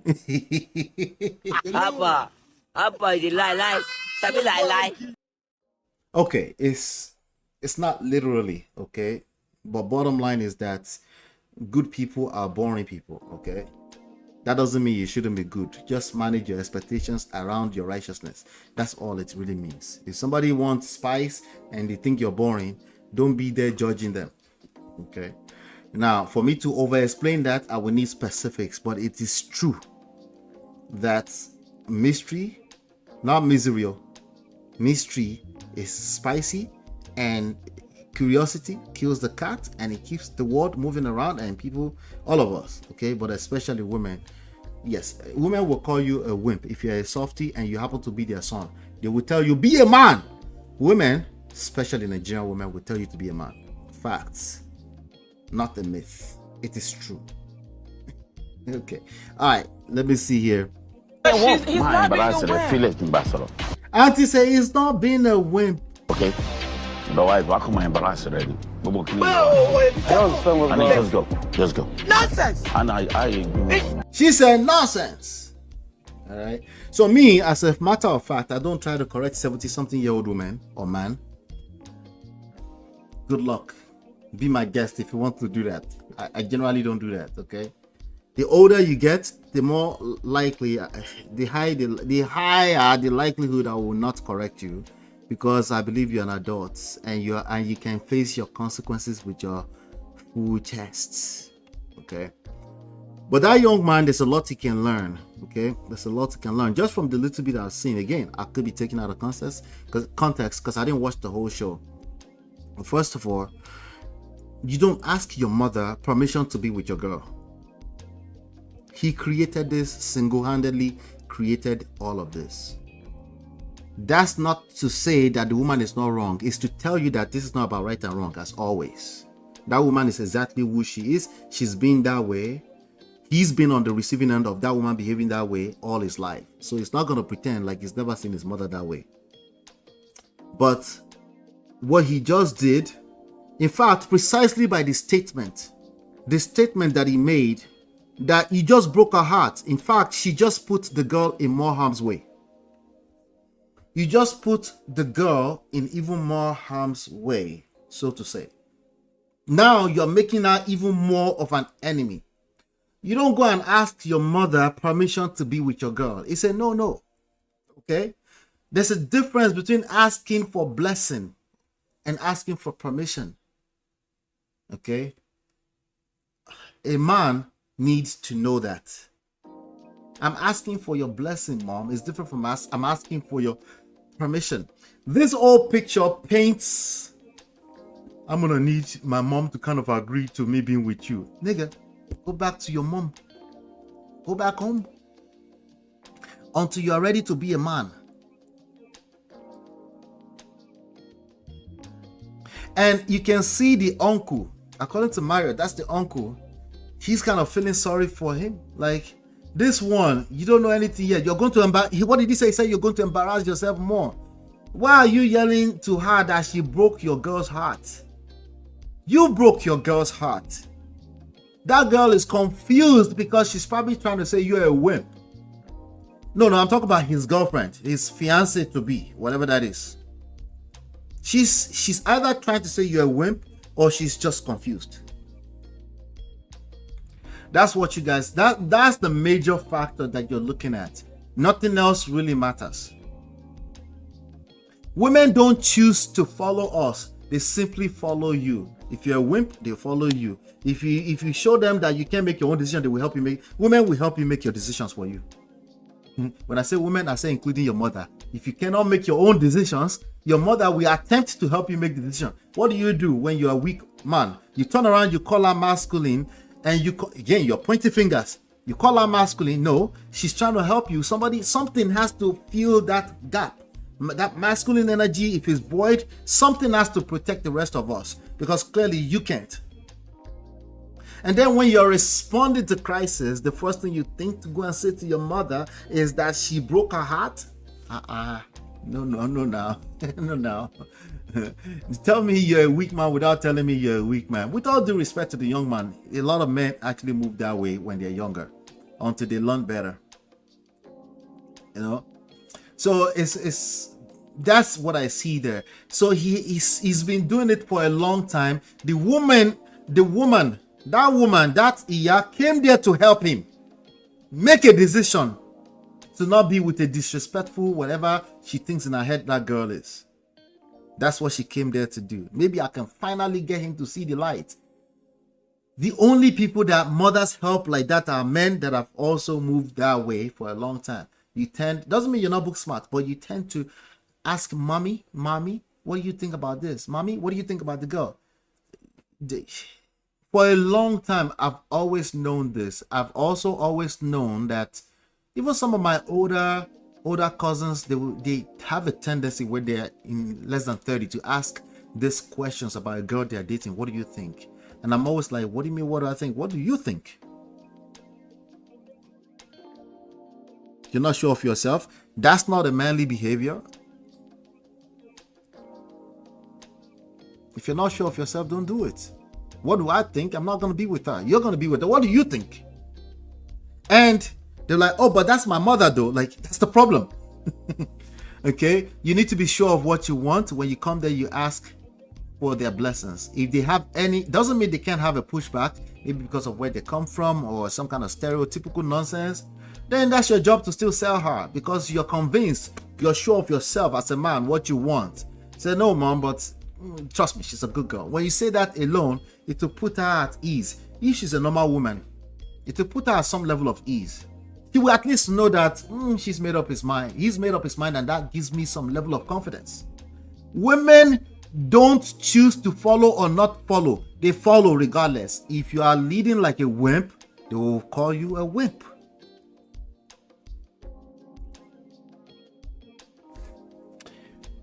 Yeah, let me see. She sounds like she's lacking a lot of love and competing for her son's love and attention. Mother-in-law is jealous of daughter-in-law. Yeah, that's more of the symptom. It's the way he's showing up. Okay? It's the way he's showing up ultimately. If I have to blame it on any one thing, that's the one thing right there, you know. But two things can be true at the same time, you know. That girl represents a level of threat to whatever she's more familiar with regards to her relationship with her son, right? But that's only possible because the son is not showing up properly. And we saw evidence of that. I just showed you. He literally said, you just broke her heart, thinking he's doing his girl a favor. I'm not sure what he thinks he's doing, actually. Let me take that back. I'm not sure what he thought he was doing by saying that. And what's that supposed to do? Get the mother to calm down suddenly? No, it's going to get her more infuriated. Like, are you kidding me, you whip? It made sense to me that she responded that way. Is she right or wrong? She's still wrong. But it made sense to me that she responded that way. Like, Omotanie, whose son are you again? She will even start questioning. I said, where did that go wrong? Nigerian woman tell her, where did that go wrong with this child? Yo? Basically, she's saying she doesn't feel safe with you being a man. That's what she's saying. She's not using it in words. But that everything you're seeing right there is that she felt threatened. But that's her behavior. Yes, anytime she feels threatened, it could be by a friend, by some friend she thought was jealous, or her husband's side chick. Yes, you're right. That's how she responds. That has nothing to do with what I'm saying. What I'm saying is, this particular scenario, that man is responsible for changing that. Good luck to the people marrying into these families. It will show up in another form. It will show up for you, everybody. Okay, maybe not in this way. Maybe your mother-in-law will not yell at the top of her lungs this way. It might be worse. The worst treatment you can give a person is silent treatment. Did you know that? Oh, this one is an epidemic. It's everywhere. Everywhere. Silent treatment. It's the worst. At least you know what you're dealing with when she's yelling. It's not good though. I'm just telling you, at least you know what you're dealing with. Right? mommy's boy. They both knelt down and begged that mama, Omo, I shock. No apology to the bride's family. Yeah, most apologies are terrible. They are destructive. You know, but the issues are never addressed. Because most people that are apologizing, they are trying to push the issue. They haven't taken the time, or they don't have the people to show them what the actual issue is. So now you are kneeling down. So the man knelt down in front of the mother. Well, it's your mother. It's okay to know it's not okay. You're making her feel even unsafer. Now she feels like, by the way, your mother also, she needs to feel safe with you as a man. Gentlemen, yes. That way she can go and rest. Yeah. Oh yes, it gets worse if she doesn't have husband or she's not receiving bula at home. I think that's the point Marriott was trying to get me to say. But yes, that's also a thing. Your explanation of the concept of women helping men making decisions has always stuck with me. Yeah, it's crazy. It's crazy, but that's what it is. I don't think it's something they decide to do. If they don't feel safe, they will attempt to create the security themselves, and that's not a good look. It's not a good look. When women have to start to create the security in our context, no, it's not. It's out of order. It's not supposed to be that way. All right, so now that we got that out of the way, I think we got some more stuff. Let's see. I'm actually having fun with this session. That's awesome. All right, let me play this one for you guys. Listen to this. I think you guys might have seen this before. Father rejects apology after being falsely accused of molesting his own daughters. What do you think about this one? Listen to it. Truth. Mr. Monzel, in your lie detector test, you were asked, did you have any sexual contact with any of your 3 daughters? You said all right, so I actually remember watching this a long time ago. The man was accused by his ex-wife, mother of 3 children that they have together, 3 girls, was accused of molesting his own daughters. Can you imagine that? Yeah. How do we explain that?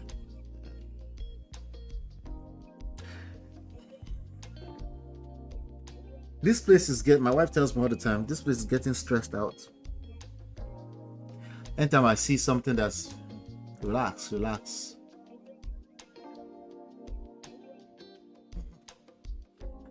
Father rejects apology after being falsely accused of molesting his own daughters. Isn't that crazy? Let's listen. no. And the lie detector said there was no deception. The lie detector said there was no deception from him.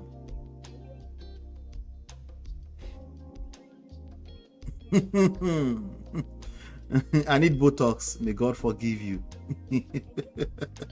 May God forgive you, I swear. I need Botox because of my stress. I'm stressing this place out. Anyway. Yes, thank God. How does that feel for you? And that your daughters know it. So the daughters, I guess they were much older, and the mother kept repeating it to them that their father touched them. Let me share something with you ladies. You know, I can't really come out here into this social media streets before we find out that the lie detector actually detected that he's telling the truth, that he did not do such thing. You know that it's actually very difficult for an average man to come into social media and say, some women lie about that. That's what social media has turned to. You know, that factor I just said is going to backfire really badly. It's already starting to happen. You saw some of it with the Natasha story. A lot more and more men are coming out and saying, no, don't believe women at your own peril. I don't think it's about believing.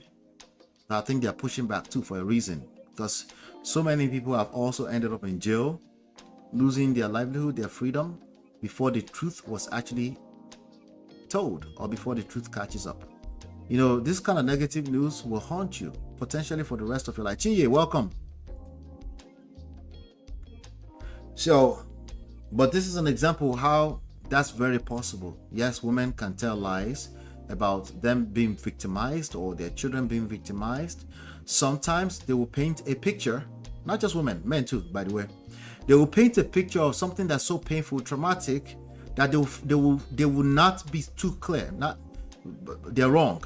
They will not be too clear when they start to cross the line, the lie of being, they're crossing the line into lies, right? There's a way you paint a picture, right? Even, when people say allegedly, but you're painting a picture that this person will have to deal with this story and their reputation being tampered with for a long time. And most people don't come back to hear the truth because the truth is not as entertaining. These are some of the dangerous things that are happening with social media. Well, I felt they always did know it. You felt they always did know it, and didn't speak it because? So he felt like the daughters always did know. They didn't know no better. They wasn't told no different. He said they didn't know any better. They were always told different by the woman. The woman is 53 years old with grown girls. Miss Yvonne took a lie detector test and said, did you make up or exaggerate any stories? Did you make up or exaggerate is the question they're asking her when she took lie detector test. With the intention to harm Manziel, she responded. With the intention to hurt, to harm the ex-husband. Didn't know, and the answer was deceptive. The answer was deceptive. Anyway, that's lie detector test, but I'm just saying, she's not also arguing it. But listen, because if she knows that she's telling the truth, she will double down and say, no, that lie detector test is a lie. She's not doubling down on whatever she said before. Then he asked you, did you say something to the effect of, I'm going to make sure you're never happy again?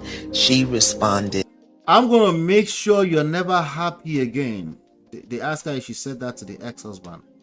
She answered what? No, and the answer was deceptive. She said no, she didn't say that, but the answer was deceptive.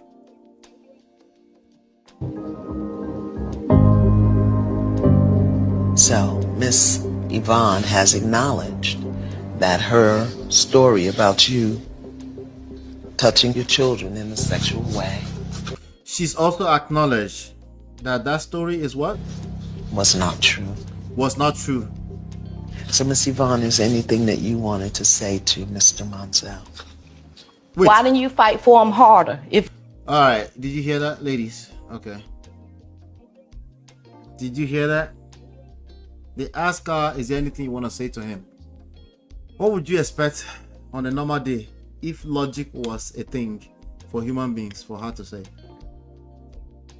What would she say there in our in our wildest dreams of human beings being logical?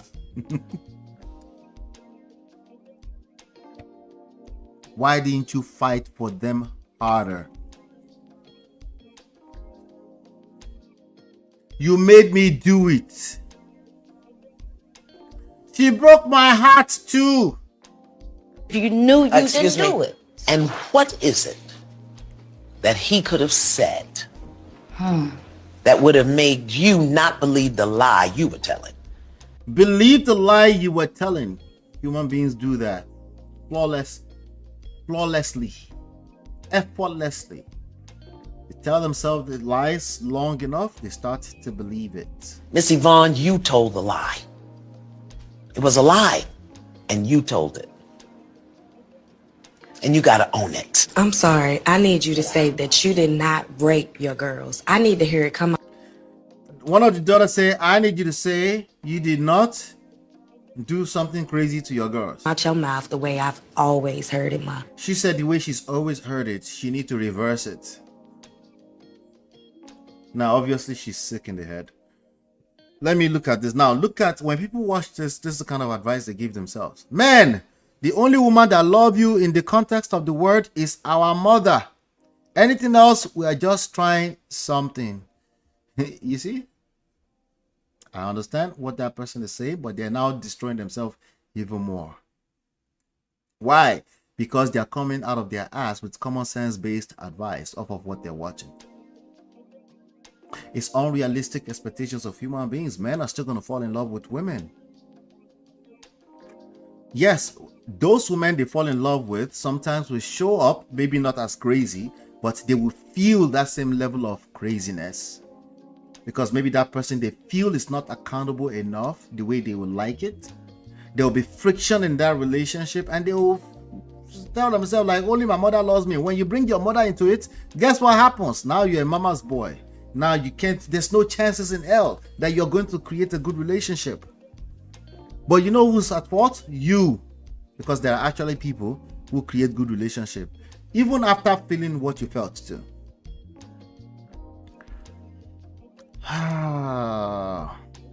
Mary said, why is our voice loud? This world is crazy. Gaslighter, blaming him but herself. You accused him of something so dire to destroy his life, and you have the audacity to ask him that? You made his life a living hell. How many people she's told? Do you think all of them cast this story on TV? I doubt it. The ones that matter, not just social media weirdos. All right. Somebody said she got caught and still want to launch an attack. Accountability, ladies. Accountability. This is what they mean when they say accountability is like what? Kryptonite? You don't know what the hell that means, but it's a saying. Still no accountability. Absolutely amazing. Somebody said that's a very powerful man to sit so calmly, didn't utter any disrespectful words and nothing. Salute to that man. I apologize for accusing you of raping them. I apologize for what? Please forgive me. She said, please forgive me. So she lied. It's not just a lie detector issue now. She lied. For years, since they were children, you can see the daughters are crying. What kind of damages do you think that did to the daughters? Do you think this moment can repair it? No. It's easy to pull down buildings. You can demolish a building in like a few minutes. To build that building, even if you're arranging it from the factory, it takes a minute. It takes a whole lot longer than a minute. When you destroy sometimes for life. You don't have to forgive them. Our parents can be destructive. Don't get it twisted. Okay? The best of our parents can be very destructive in some of the things they've said to us, said in front of us, said in our presence, directly, indirectly, growing up. You don't have to. I cannot accept your apology. She said, I cannot accept your apology. Why? Because it's not sincere. It's not sincere, of course not. Of course it's not sincere. Miss Yvonne, uno want like uno afraid fi say it. What? You can tell she's heartless from her wig. They always have this wig. Some of your mothers have this wig. Run your mouth to death. That's effed up. I wouldn't accept the apology either. That's evil.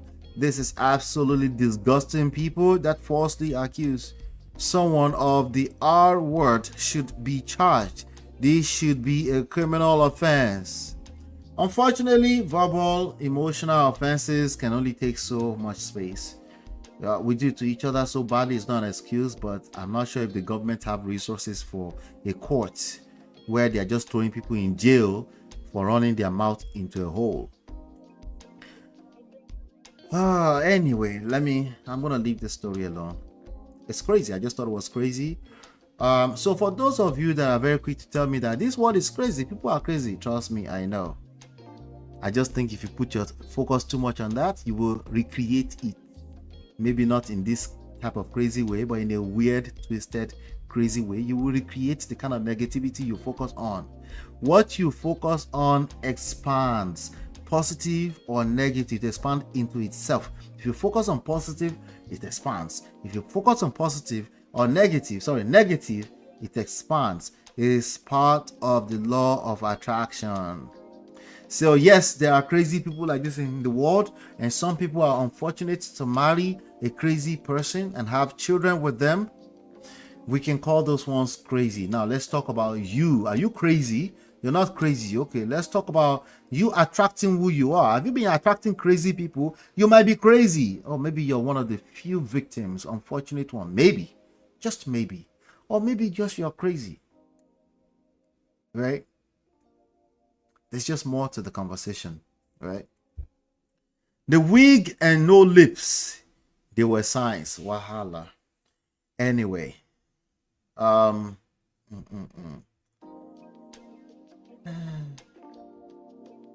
a deep breath. That stressed the hell out of me. Okay, let's do something positive. What you focus on expands. Okay, so let's do something positive. This is LL Cool J's wife of 30-something years. This is somewhat positive, but also letting you know that if you have phases of craziness, you're not alone. It just means it's time for you to learn something new. Don't turn around and say, oh, you married an unkind person. No. Most likely, you're not a kind person. Let's talk about the real issues. Let's go into it. Marriage itself has its challenges, but you got to have God first. You got to stay on your knees praying. I'm married to a sex symbol. You know, growing up, when we first got together, I mean, you know, I've had my times where... Let's start over. Marriage itself has its challenges. Marriage itself has its challenges. But you got to have God first. But you got to have God first. What's the first of our core pillars? The G in the GPS is God. God and or gratitude. You got to have God first. Okay? You got to stay on your knees praying. I'm married to a... You got to stay where your knees is praying. Sometimes I tell my clients, I say, you going to pray about that? Let's get to work, because the answer is not always clear. Why not? I thought you have all the answers in the world, Ola. That was an answer. Have you prayed? That was an answer. Yeah, in addition to the fact that I don't have all the answers in the world, of course not. But I probably do have a good word for you, no matter what you're going through. You know, somebody has gone through it and they've succeeded in coming out from it. And somebody have gone through it and they've seen only all the reasons why they can't survive it. They are both right and wrong at the same time. So now you get to choose your choose. God first. Your knees where you're praying. Something like that. Let's keep going. Sex symbol.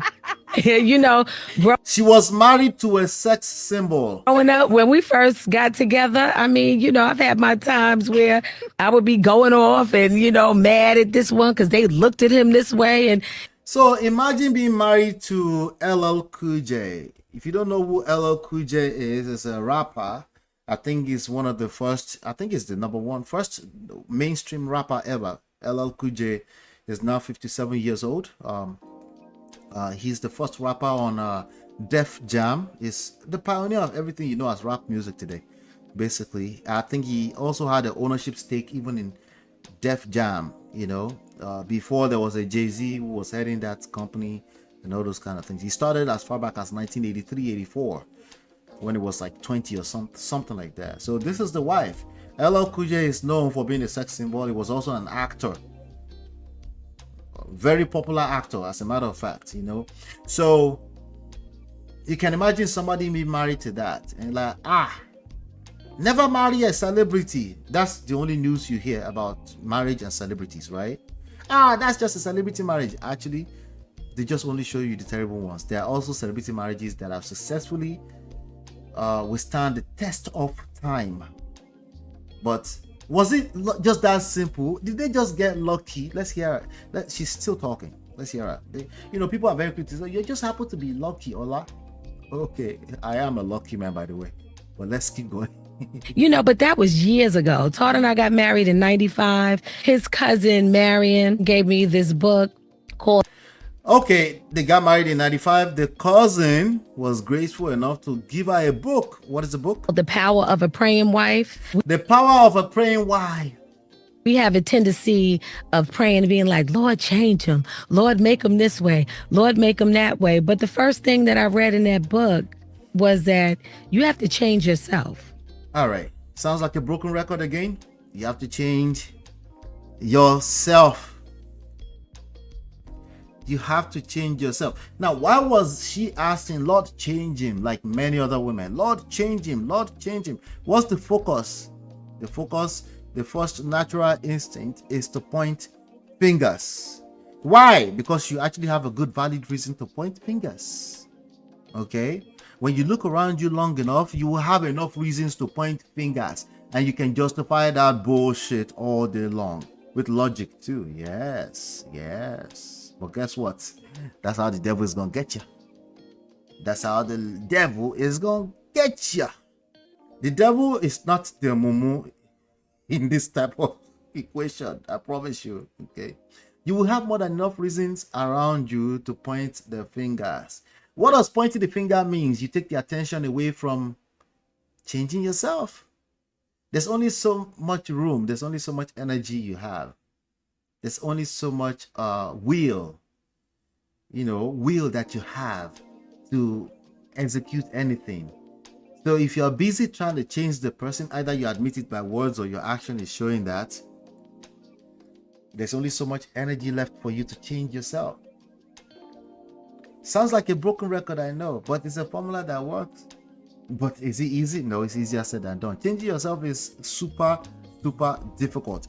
The easiest thing to do in this life for all of us is to just lift those hands and point that finger. It's your fault. It's all your fault. Especially whose fault? The person you're having sex with. What if those that don't believe in God? Gratitude. You can look around you. There's more than enough reasons to suddenly believe that it can be a lot worse. Just come from a place of gratitude. For me, that's just as good as God.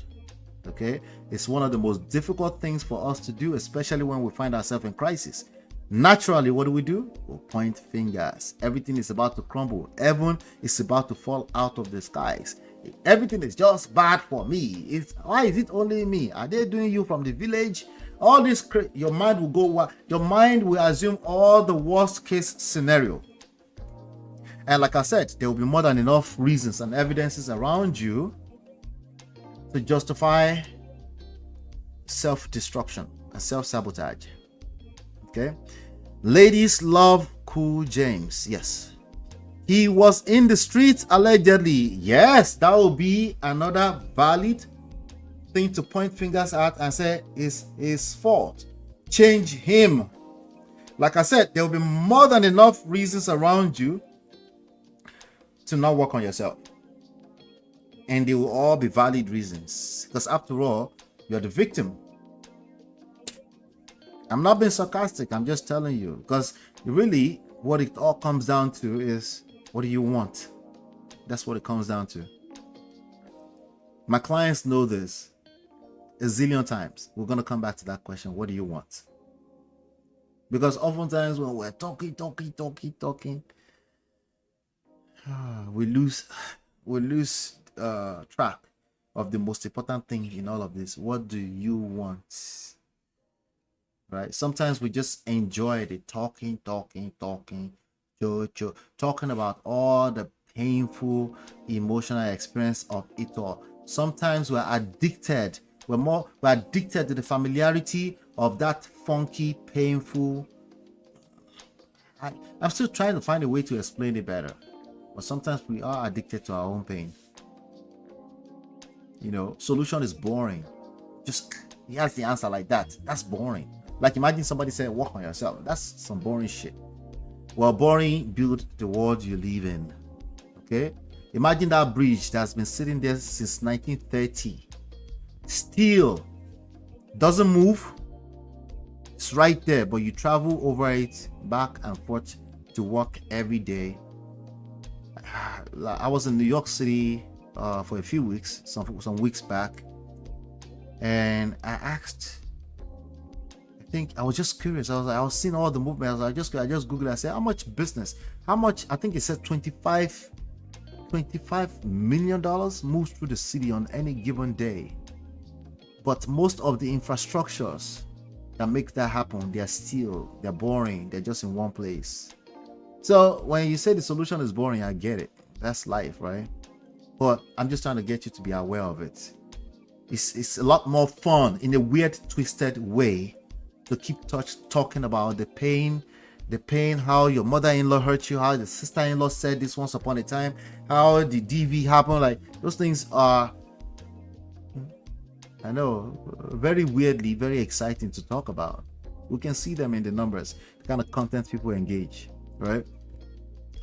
So yeah, that's another valid reason to point at. He was, work on him. Don't work on yourself, because working on yourself doesn't mean you have to stay in the marriage. You do know that. But working on yourself is exactly what will give you the clarity of what would be the next best step. And by the way, the closest thing to that person changing, if you belong in that marriage, everything else will only make it worse. Anyway, did they give the husband book? See, another valid reason to not do self-work. All of them are valid reasons. But how's that going to help you? You are, right? Let's go. You can't change nobody. You can have standards and you can have boundaries and all of that, but you can't change anybody. You can change yourself. And that's what I did. I changed myself. What did you need to change about yourself? Good question. See, it's easy to throw those ones around. I changed myself. What did you need to change about yourself? Being flipped with the mouth all the time, being flipped with the mouth all the time? Oh, now, so we should just shame the victim. Off about this, going, just like being in around the way girl. Yeah, being in around the way girl. Right, exactly. And as you get older, you mature. I got to a point where women will come up to me and they'll be like, oh my God, your husband is so fine. And I'll be like, girl, I know. All right, so wait, what's the big deal? They told you your husband is fine. Oh, yes, that will rub a woman off the wrong way if they keep hearing that, right?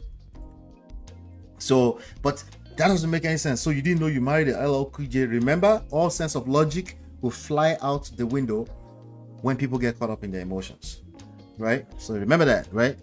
That is a principle of life. It's always true. It's a manual. Write it down, put it on your wall somewhere. All sense of logic, it doesn't matter the gender, will fly out the window when people get caught up in their emotions. You think I could get a picture with him? Sure, go ahead, go and ask him for a picture. Just don't be disrespectful. That's easier said than done. But if it's so hard to do, there's a good chance that small little thing can move the hands of the needle so far. Like, wait, so why can't he just be an adult? Now one's dumb question. See what we're saying? That's dumb question, because at the end of the day, I'm going to ask you, what do you want? That's what it comes down to. What do you want? See, I can ask a zillion questions that lead to nowhere, but this question, you got to keep coming back to it all the time. What do you want? I don't want to be with him. Simple. She cannot carry your load. Leave him. Oh no, it's not that easy. Well, what happened? No, it should be that easy. If it's not that easy, you're a narcissistic person. Okay, no, I'm not going to diagnose you, but you get the gist. You're selfish. You want to have your cake and eat it at the same time. You see how quick it is for 4 fingers to point back at you when you're pointing? There's 4, okay, at least 3 is pointing at you when you're pointing fingers. Does that mean they're not guilty or wrong too? No, all of us were wrong. The question is, what do you want? The disrespect, I can't deal with. Right. The disrespect, I'm at 54. At that point. 54, I'm ready to take off the hoop. I didn't feel the need to have to beat. All right, so let me see what they're saying in the comments here, because this will be interesting. LL Cool J and his wife Simone have been married for 30 years. Yeah, they have 4 children and 4 grandchildren together. Somebody say, if I have to fix my attitude for the sake of my marriage, then hell yes, I will. That's what I'm doing, because my husband deserves the best version of me. Just like I deserve the best version of him. You can tell that person is still living the soft life. It's what you need to do, but it's easier said than done, by the way. It's not that hard. See, they say it's not that hard. I'm single and speaking this into existence. No be juju. I'm single and speaking this into existence, of course. No be juju be that. Anyway, just here to watch women be combative in the comments. Wahala. She's gonna be gorgeous for lives. Well, she's at peace with herself. That goes a long way, even if you choose to be single, right? Smart lady, we have never heard any negative about her husband and their marriage, so she's doing everything correct. Amen. Trust me, they had negative if you've never heard it. It's just that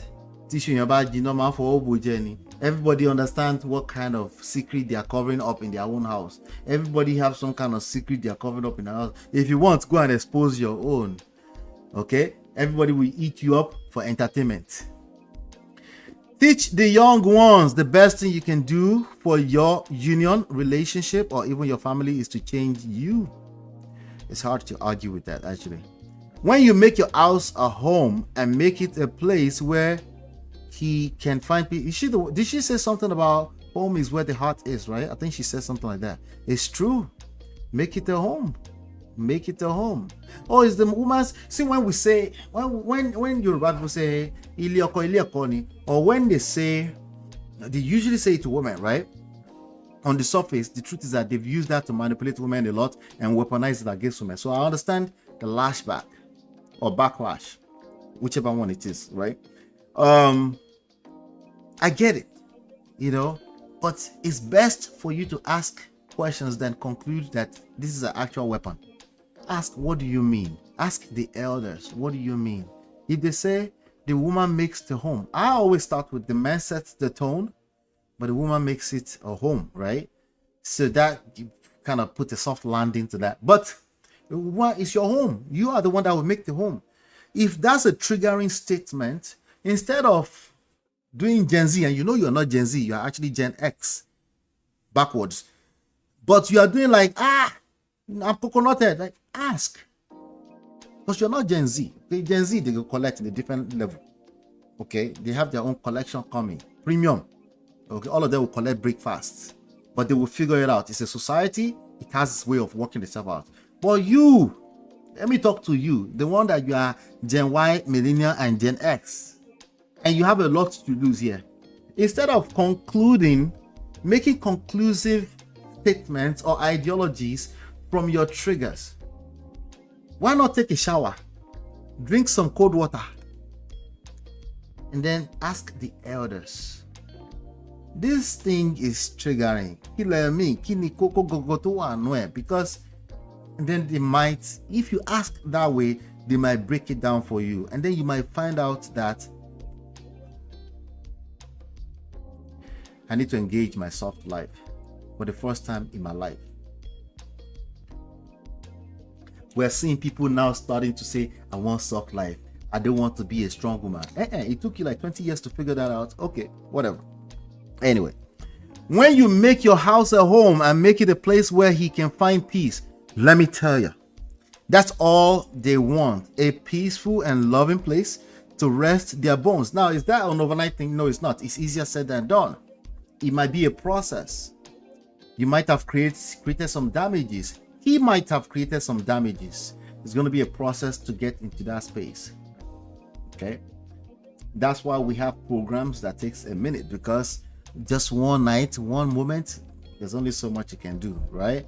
Because people have bad habits and it takes a while to change that bad habit. It takes practice. It takes support, right? President, let me tell you, that's all they want, a peaceful and loving place to rest. And then somebody will say, well, I tried that, it didn't work. Right? In fact, I'm going to go into one of the response here. You got to address your nervous system and whatever trauma and baggage you are carrying with you. Be the peace. It changed everything. Be the peace. Some of you need to hear this. Be the peace could mean you have to leave the marriage. The problem is that you're not even being the peace and you're leaving the marriage. You haven't even taken the time to see what's going on first, you know? So, Somebody said, yes, he's got to bring peace in order to get peace and keep peace in your home together. All right. The together is something people are very quick to say. You're being defensive. Trust me, I can see through you. You guys should be together. No, you're giving your power away. Okay. You're talking about the outcome. You don't want to do the work. The outcome, the output is that it will be together. Focus on your own focus first. You're being defensive. That's all it is. Well, it takes two to tango. You're being defensive. That is the result. You're looking for the result. You don't want to do the work. Anyway. Somebody said she said a mouthful. With all due respect, she is a sex symbol herself.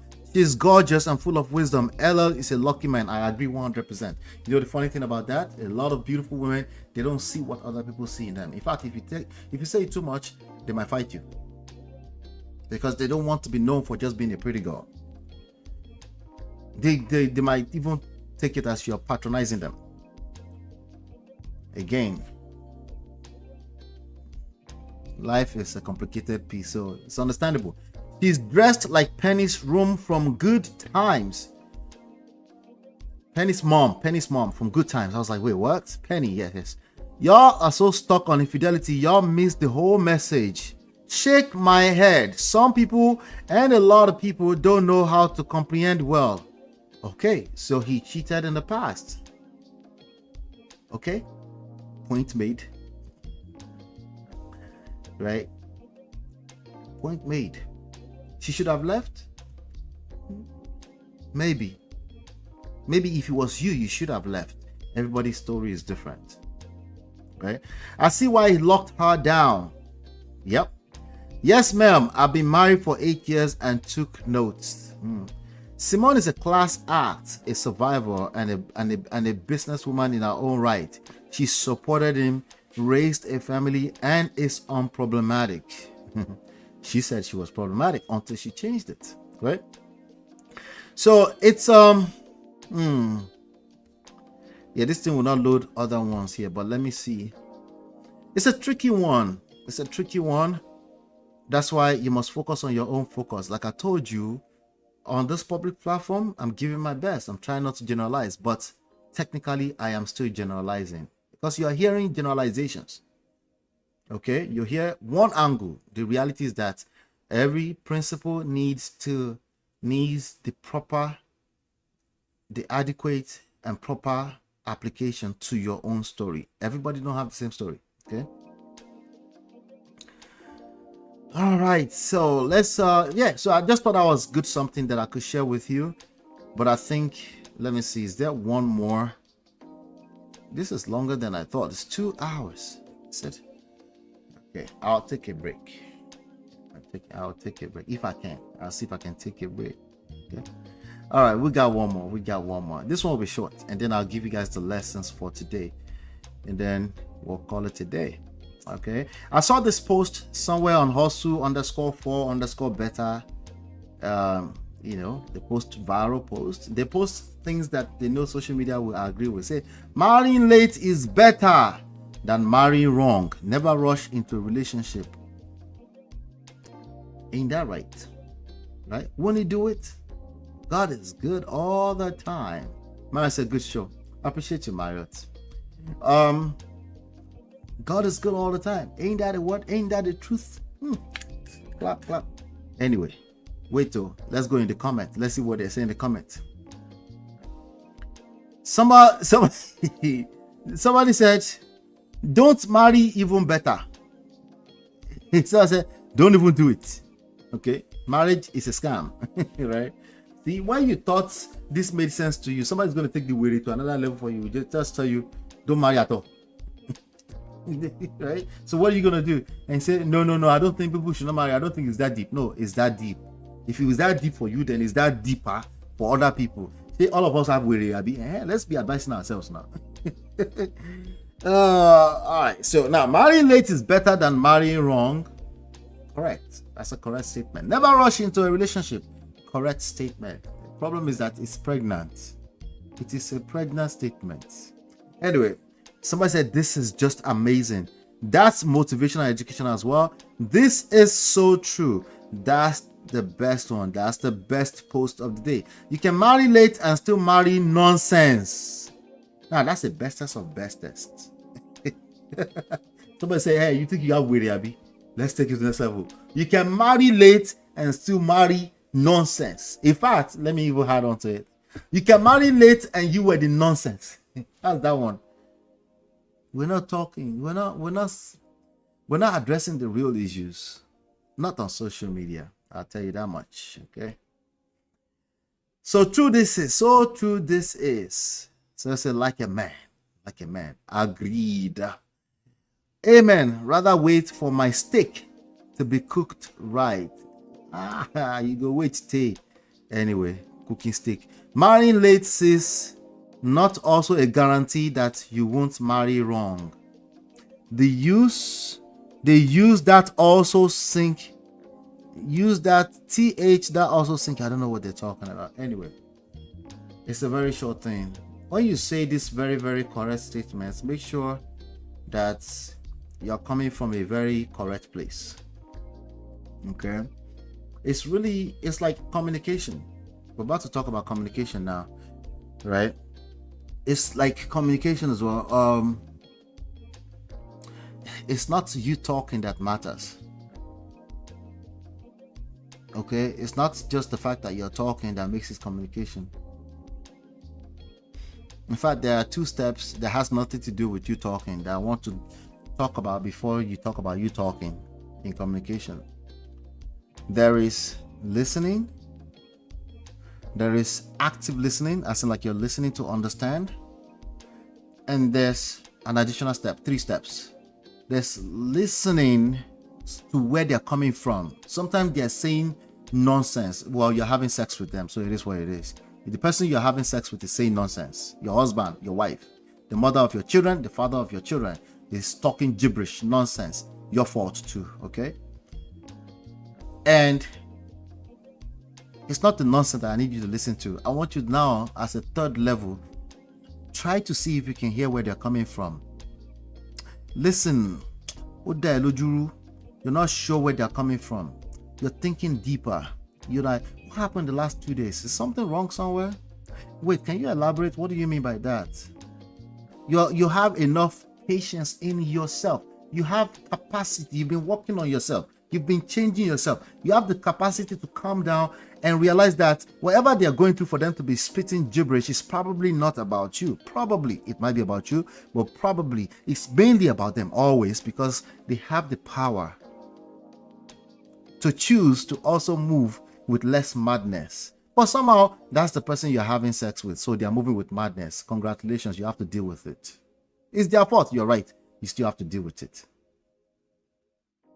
So now you have to listen as a 3rd level to where they're coming from. That takes a minute. You might not have the answers today, but you have the patience. If you've been working on yourself, you have the capacity to chill and just relax. And maybe there's more to this, right? Well, it's easier said than done, I'm sorry. But it's highly rewarding if you can learn how to do that.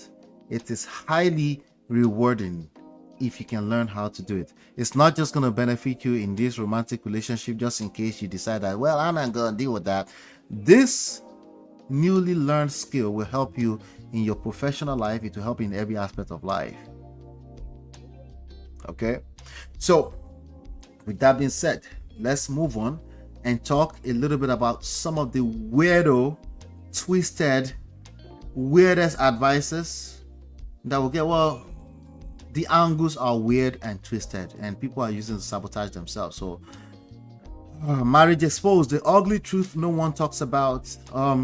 Communication. You must talk about everything. I think I've addressed that already now. Talking, just talk.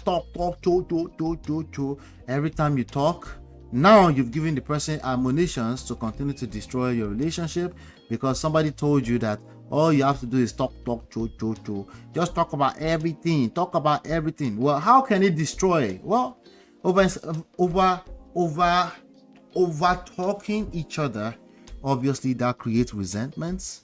Obviously, there's at least one of you that will feel suffocated by that attitude when it comes to communication. Okay? Forcing people to express feelings, I don't know what you expect to get out of that, you know. Gen Z, social media, millennials, I'm not sure what you're expecting to get out of forcing people to express their feelings. The best they could do for you is probably lie to you. So what should you learn from that? Not all conflicts need to be resolved immediately. Definitely not what we're just talking. Sometimes there's timing. Sometimes some things are left best unsaid. Some things, your behavior will change it. Just the way you react to it will change it. Okay? So the reality when it comes to communication, it's not about talking more. Okay? It's about maybe maybe I can give you talking effectively, because at some point, of course, you should talk. But make sure you know what you're talking to or you're speaking to, and not just be speaking because you think speaking will fix anything. You're probably going to lie to yourself. Number 2, boundaries. Protect your space at all times. Against who? Your husband? Abi your wife? Which one are you talking about? Are you sure you're talking about boundaries? Abi you're talking about your low levels of tolerance? Which one? They can overlap. They can overlap. Yes, boundaries are important. Okay. But this kind of advice will probably just encourage hyper independence. We all need each other. You lie to yourself so much in this social media space. Don't deceive yours. I need you. You need me. Okay? That's the reality. Okay? Just like everything else, you can take this too far. All of these advices, they are including my own advices, they are double-edged sword. That's why it needs to be applied to each person's story in a unique way. There's timing, there's moving variables, some grammars. No, you should never kneel down to any grammar, but unless you're a woman and you're just needing to greet her. But you should not be kneeling down to beg her to learn how to compose herself. Absolutely not. Okay.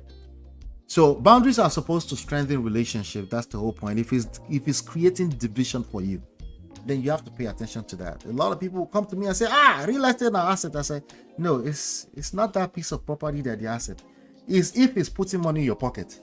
If it's not putting money in your pocket, you can't just because it's a house call it an asset.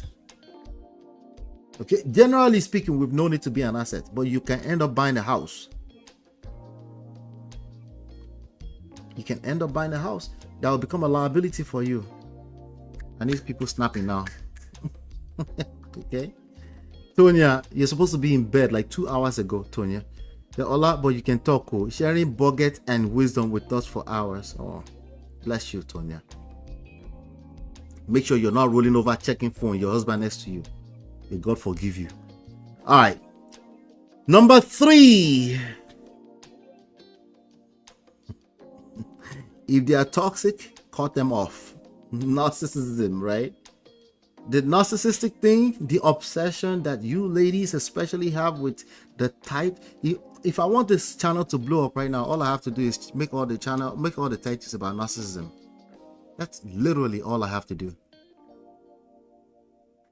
I feel like we'll go viral like that.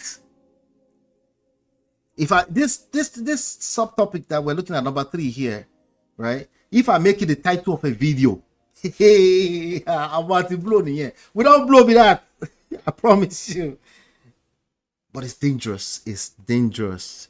Social media, you're obsessed with calling the person you're having sex with, or at least once upon a time you used to have sex with them. You're obsessed with calling them a narcissist. Even for the smallest flaws. What do you mean smallest flaws? Well, you're snooping, you're like the police of narcissism. You're looking every other day, 5 signs of a narcissistic person. 5 signs that the narcissistic person will never change. Actually, I forgot. First second of the video, they will never change. Jeez, what do you want? You're living in a funk, in a painful funk. Are you ever gonna change it? Listen, you might be enjoying the familiar sense of this pain you're going through, but you're missing out. You're missing out so much. Disagreements are natural. between human beings, right?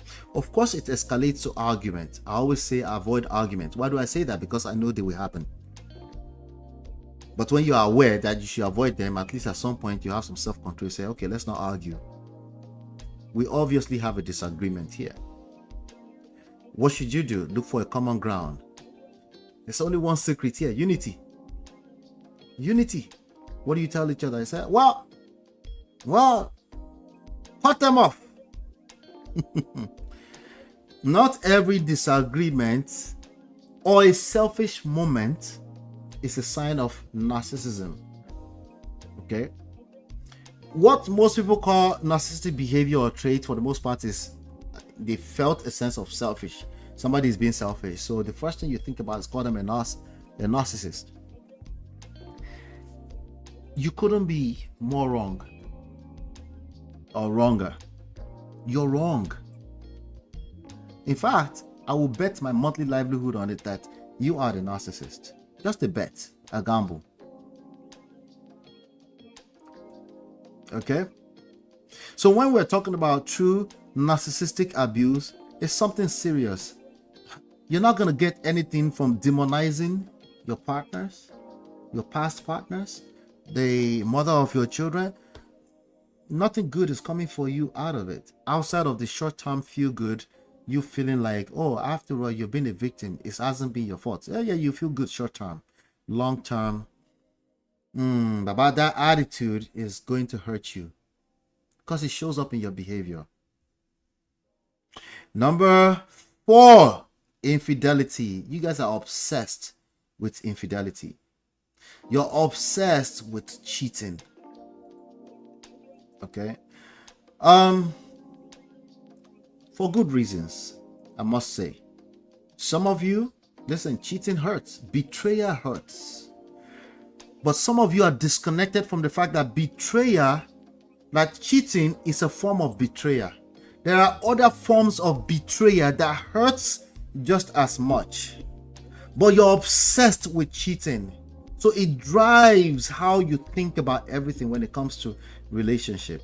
So even when it is not happening, you're already picturing that it's happening. How do I know? Because you're looking for ways to prevent it.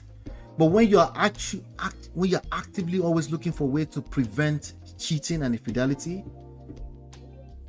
it's already happening. Not necessarily that somebody is doing it to you, but you're leaving it. It's all in your brain.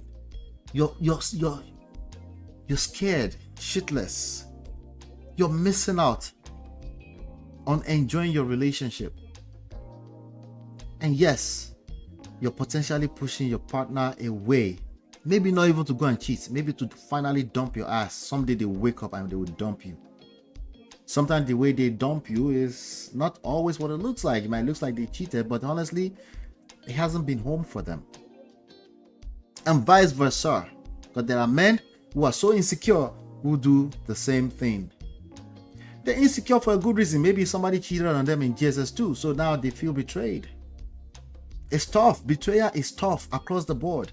But you need to understand that it's betrayal across the board. If you said we are together and then I find out that you're building a house in Nigeria,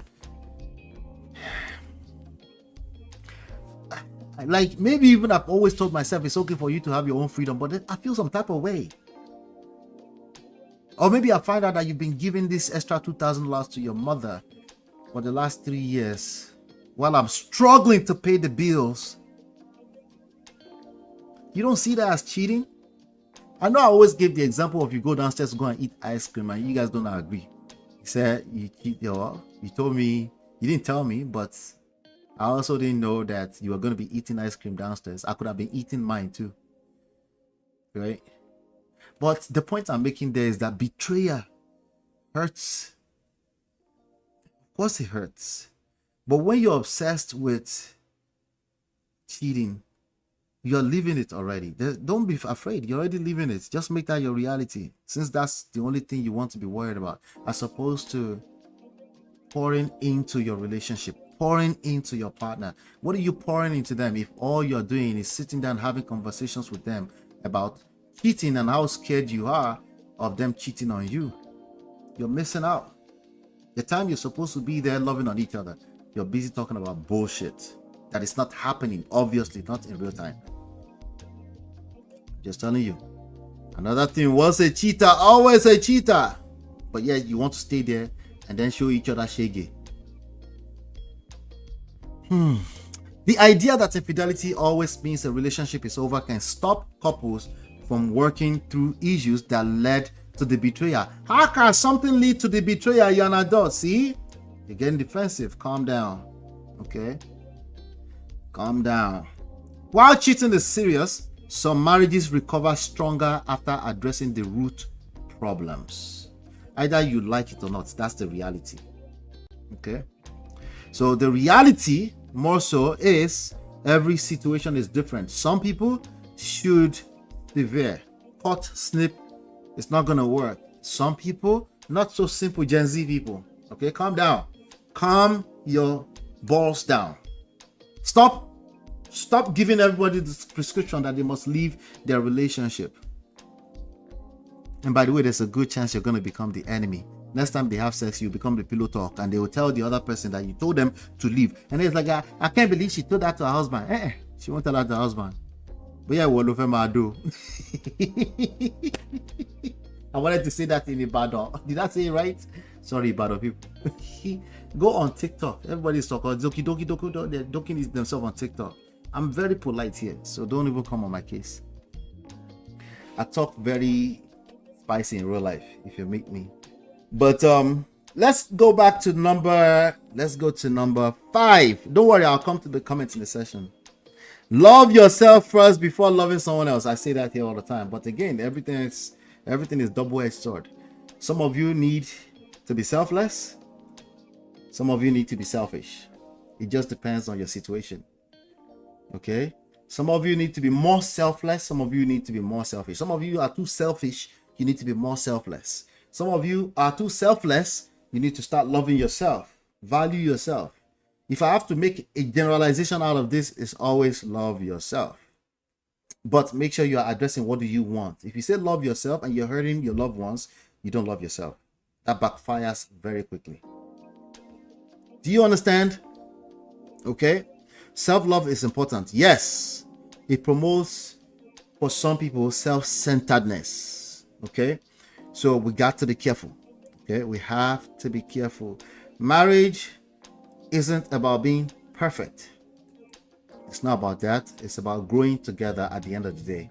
If you grow alone, you grow apart. Then that's not marriage. Like, what are we talking about? Right? Well, everybody's living that. No, you're creating damages in children. You might think it's working out. Everybody lives in their own bedroom. No, you're creating damages in children, and they should lock you up if you think that way. All right. I had 5. Okay, we're going to 6. I think we already talked about this somehow. Everything is toxic. Listen, we're all toxic people if you put us in the wrong environment. So stop being so quick to call people toxic. Then the relationship acts and quick fixes. You know, you don't know how to argue. There's things like that we say. I say some of them too. I just want you to know that if you take that without proper support, you go and copy paste it on your relationship, it can backfire. So all these quick fixes, there's no such thing as quick fixes when it comes to building something sustainable. Relationship, wealth, or health. Quick fixes, you will crash and burn if you move up too fast. You have to do the work. The work is the foundation that you need to make it sustainable, and then obviously you need support. So quick fixes, be careful when it comes to relationships. There are a lot of people subscribing and prescribing all kind of quick fixes all over the place. I'm just letting you know, be careful. All right. What else do I have here on my list? Yeah, one size fits all stuff, be careful. I think when people say relationships, there's no manual. What they're trying to say is there's no one size fits all. I completely get that. But like every other, sometimes I hear it so bad, or I'm hearing it from the wrong person. I was like, no, you're wrong. What do you mean I'm wrong? Because you are saying it. You're like, no, stop saying there's no manual. Okay? To particular persons. So, which is majority of people that tend to repeat it. So push against it, you know. Then I think this is the last one. Let's see here. Exaggerated emphasis on red flags is the reason why my wife and I wrote the book, Number One Red Flag. We noticed that people are obsessed with red flags. Okay, all right, let's give you what you want. Then we used it to share 11 green flags, and then we still share the one red flag. It's a secret. Go and pick up the book and read it. All right, so let me come to the comment section. I think I'm gonna round up today. We're gonna round it up today. This is 2020. Marriott, exactly. Yes, people just want to point finger, Jum. We all want to point finger. We have to push against ourselves. We have to have some self-control around that. If we're talking about especially your husband or your wife, first of all, make sure you calm down and note what role did you play. It's okay to ask them that you would like a better behavior, but how you ask is really what matters, not what you're asking. There's certain things that you ask that you're actually right, and you will just you will just collect. I'm telling you.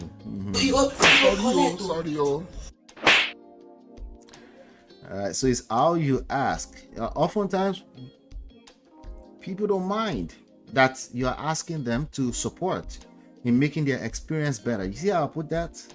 People don't mind. But if you come at me and I feel like it's an attack, I don't care if you're right. I literally, logically speaking, I do not care if you are right if I feel a sense of attack. Are you stupid? Even if you didn't mean to attack me, never mind your intentions. Your intentions, instantly, if I feel an attack, we end up straight in the bottle.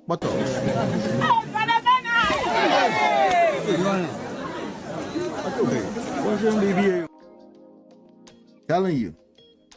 Jum said, narcissistic obsession. I was there one time some years ago.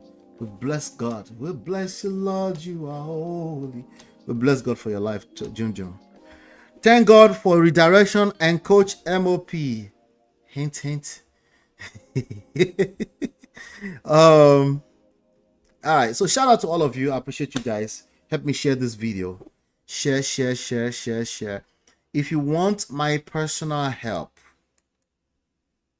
all you have to do, first step, you have to go through the masterclass. Go to getmymarriageback.com, or you can go to manofprestige.com. I think that works too. I redirected it. So manofprestige.com. The link is also linked inside the description box. It says 72 minutes. If you cannot dedicate 72 minutes to a masterclass, don't go there. Leave it alone. After the 72 minutes, you will know exactly the next step to take. But that's the prerequisite. You have to go to the 72 minutes. Okay? If you go in there and you spend 20 minutes, I can tell. You have to register. You attend the class. You pick a time that works for you. You attend the masterclass at 72 minutes. And then if you need to move forward, you move forward. If you need to say this is it, you would have gotten a lot of value already for free. All right, for free, absolutely free. Okay, so that masterclass is there. I'm not your therapist. Okay, you want therapists, go to betterhelp.com. I don't know why I'm advertising that, but no, I'm not here to pamper you so you can talk and end up in the same funk all over again. I'm not saying all therapists do that, but for the most part, people are bullshitting themselves with a lot of the stuff that's out there. Okay, and let's be frank, especially here in America, you know, they just want your money. Okay, for me, if I want money, all I have to do is change this title to narcissistic people, 5 signs of avoiding narcissism, and I get some more money. But I'm looking for people, real transformation. I'm looking for testimonials. Hint, that Jum just dropped right there. Thank God for redirection and Coach MOP. those are what I'm looking for. Thank you for the super chat, Jim. I appreciate you. I'm looking for real transformation. I don't want your money. Okay. Thank you. We're gonna dance and then go home.